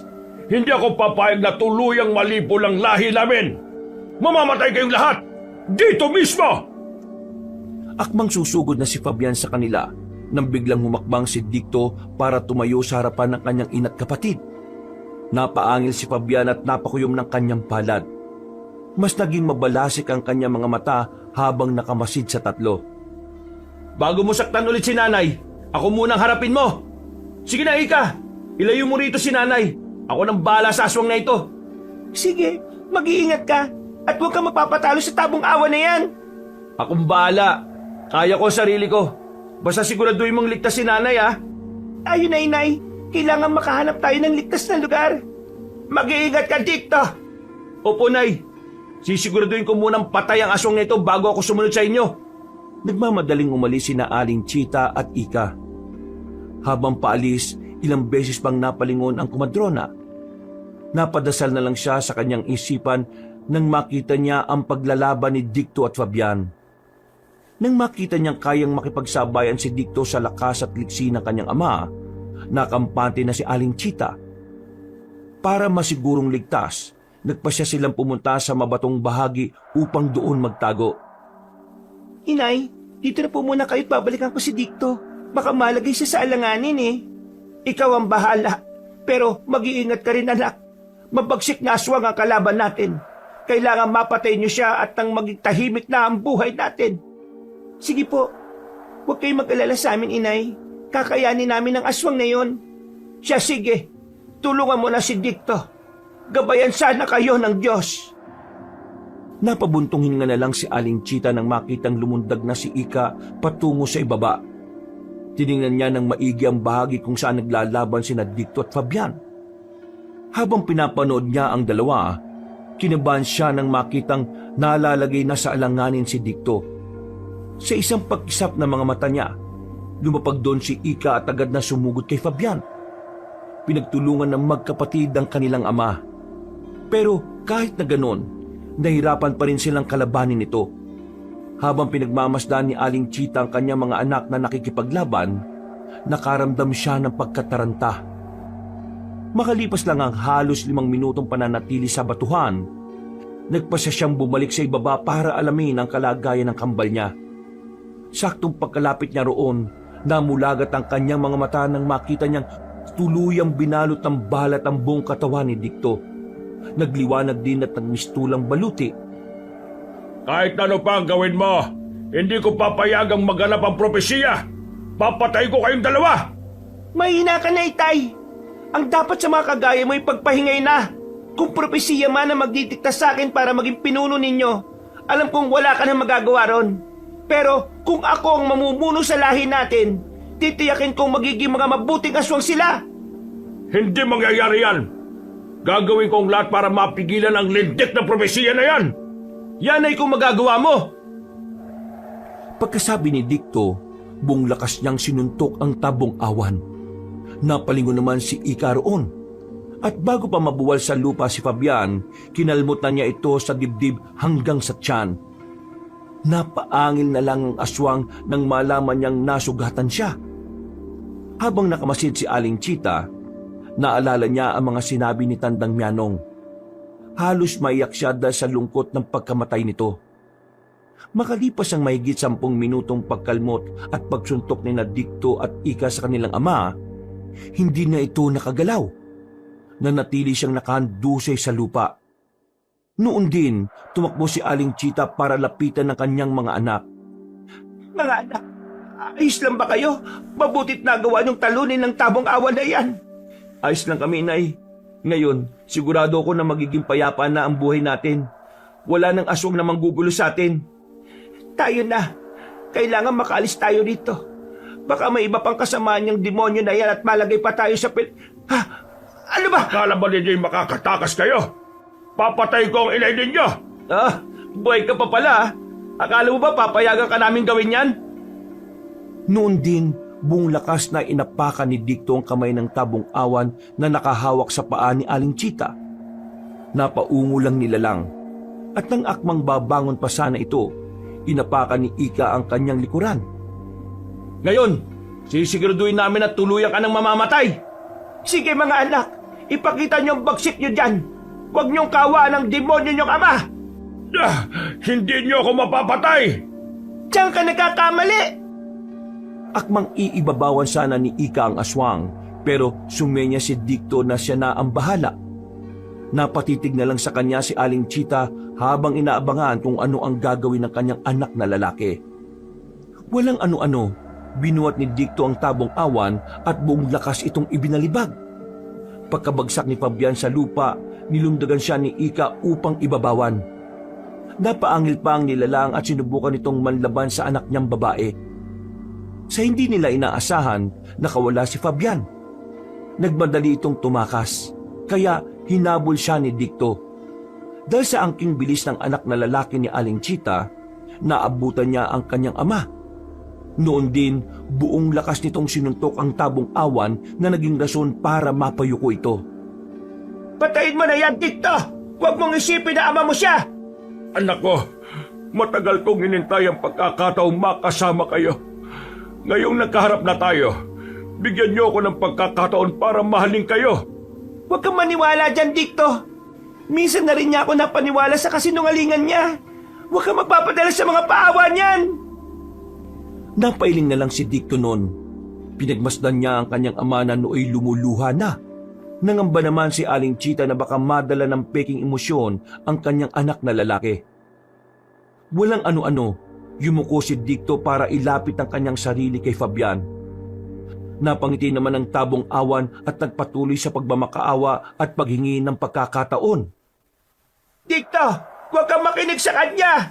Hindi siya nagpapakama sa inyo. At kahit kailan, hindi siya magpapakama. Babalik na rin lang niya ang sitwasyon para makatakas siya. Huwag mong pakinggan ang nanay mo. Nandito ako para mahalin kayong magkapatid. At wala nang iba. Kung bibigyan niyo ako ng pagkakataon, gagawin ko ang lahat para maipakita kung gaano ko kayo kamahal.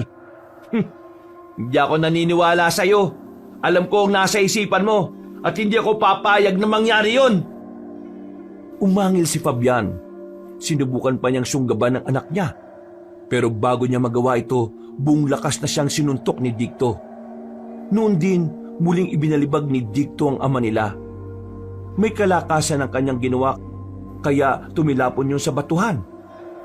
Napangisi naman si Ika nang makita niyang hindi agad nakagalaw si Fabian. Pipigilan pa sana ni Aling Chita ang babaeng anak niya, pero lumundag na ito patungo sa bahagi kung saan bumagsak si Fabian. Napatakbo naman si Aling Chita at Dicto para lumapit sa batuhan. Itong unang beses na kakain ako ng laman loob ng isang aswang. At alam kong hindi ko pagsisisihan ito. Sige, Subukan mo at nang malaman mo kung ano mangyayari. Handa na ako, anak ko. Huwag mo kong tawaging anak. Hindi ka namin ama. Wala kang karapatang itawag sa akin yan. Kung ganon, ano pang hinihintay mo? Napangisi si Ika. Noon din, winakwak niya ang tiyan ng kanyang ama. Akmang dudukuti na sana ni Ika ang mga laman loob nito, pero sa hindi inaasanin na Aling Chita, naitulak ng tabong awan si Ika. Napatras at napalumpasay ang babae dahil doon. Susubukan pa sanang bumangon ni Fabian, pero inatake siya ni Dicto. Dinukot niya ang laman loob ng aswang. At nang makita niyang nanatiling buhay ang tabong awan, minabuti niyang iumpog sa bato ang ulo nito. Ilang beses niyang ginawa yon hanggang sa halos madurog na ang bungo ni Fabian. Napabuntong hininga na lang si Aling Chita nang makita niya ang sitwasyon ng tabong awan.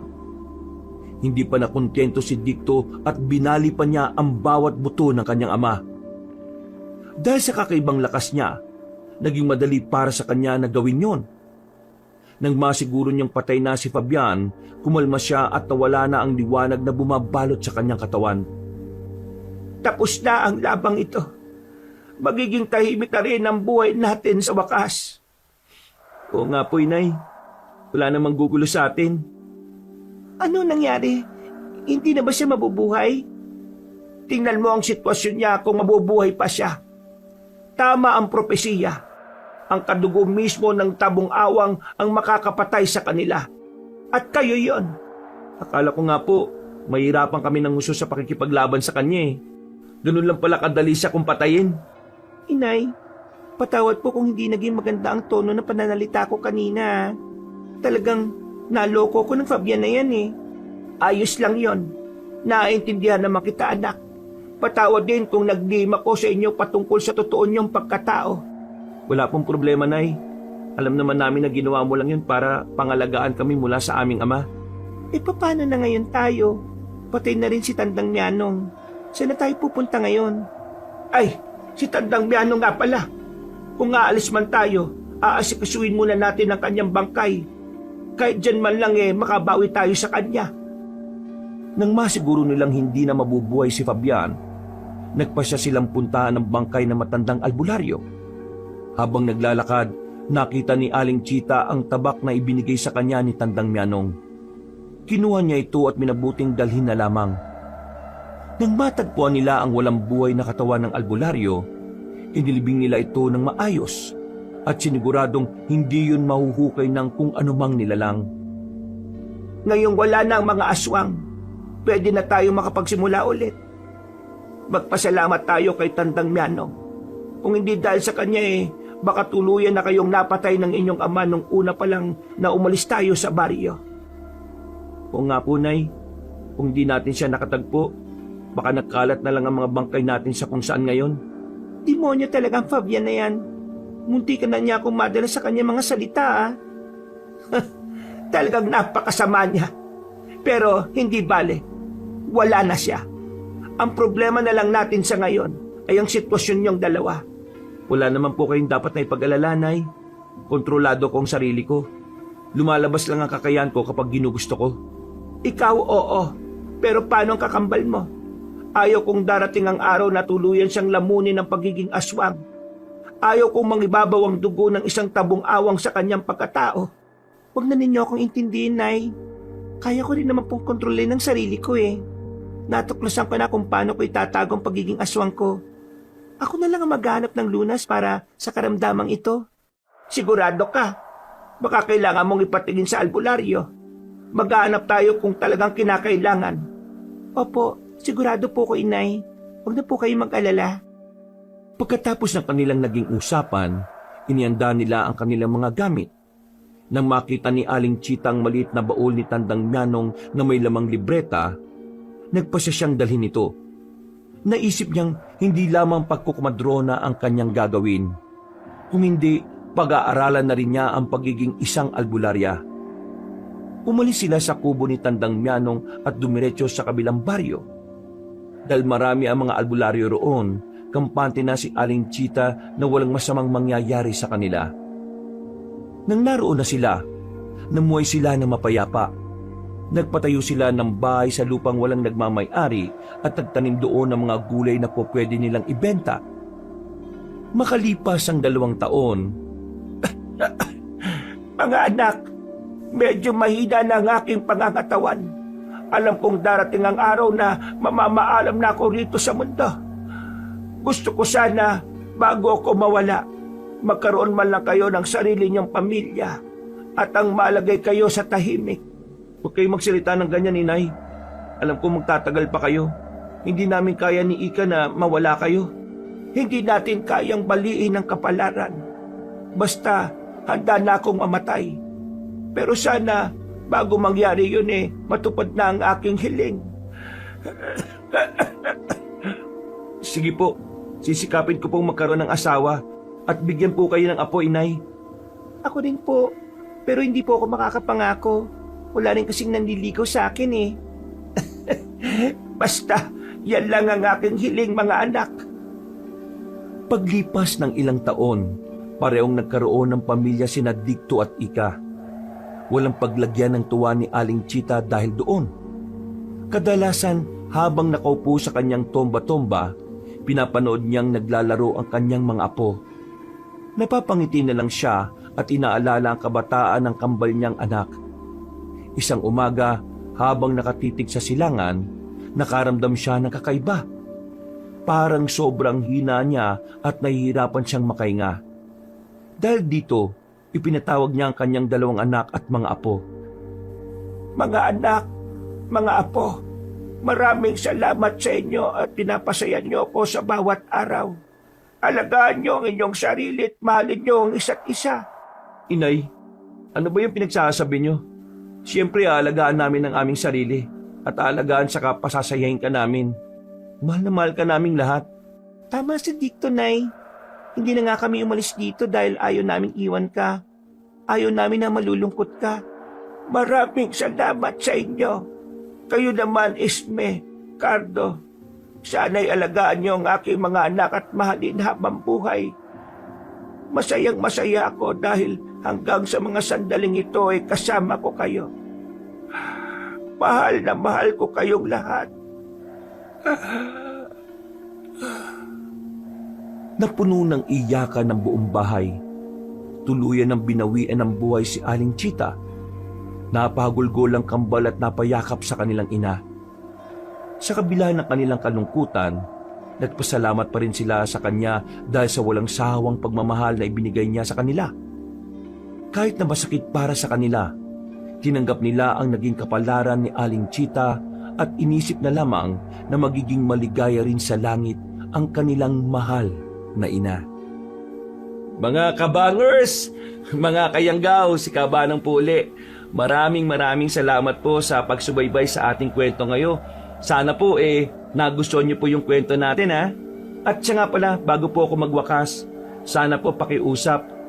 Puntahan niyo rin po yung ating isa pang channel, ang ating channel na Pamela Clamil. Ayan, sana po ay panoorin niyo rin po, pakinggan yung mga video natin doon dahil nandoon po ako bilang si Lolo Pael. Ako po nagnanarit doon. Tapos minsan, ako rin bilang Kabanong. Magaganda po mga istorya doon. Kaya kung medyo nabitin po kayo at naghanap po kayo ng ibang kwento, isunod nyo po yung kwento natin doon sa Pamela Clamil. Okay? At wag mo nyo pong kakalimutan mag-subscribe rin po kayo doon kasi konti pa lang po mga subscriber doon mag-subscribe kayo, din siyempre mag-comment, mag-like. Mas maganda po, mag-share na rin po kayo. Alright po, maraming salamat po sa walang sawang pagsuporta. Ito po ulit si Kabanong nagsasabing God bless and we love you all. Wakas.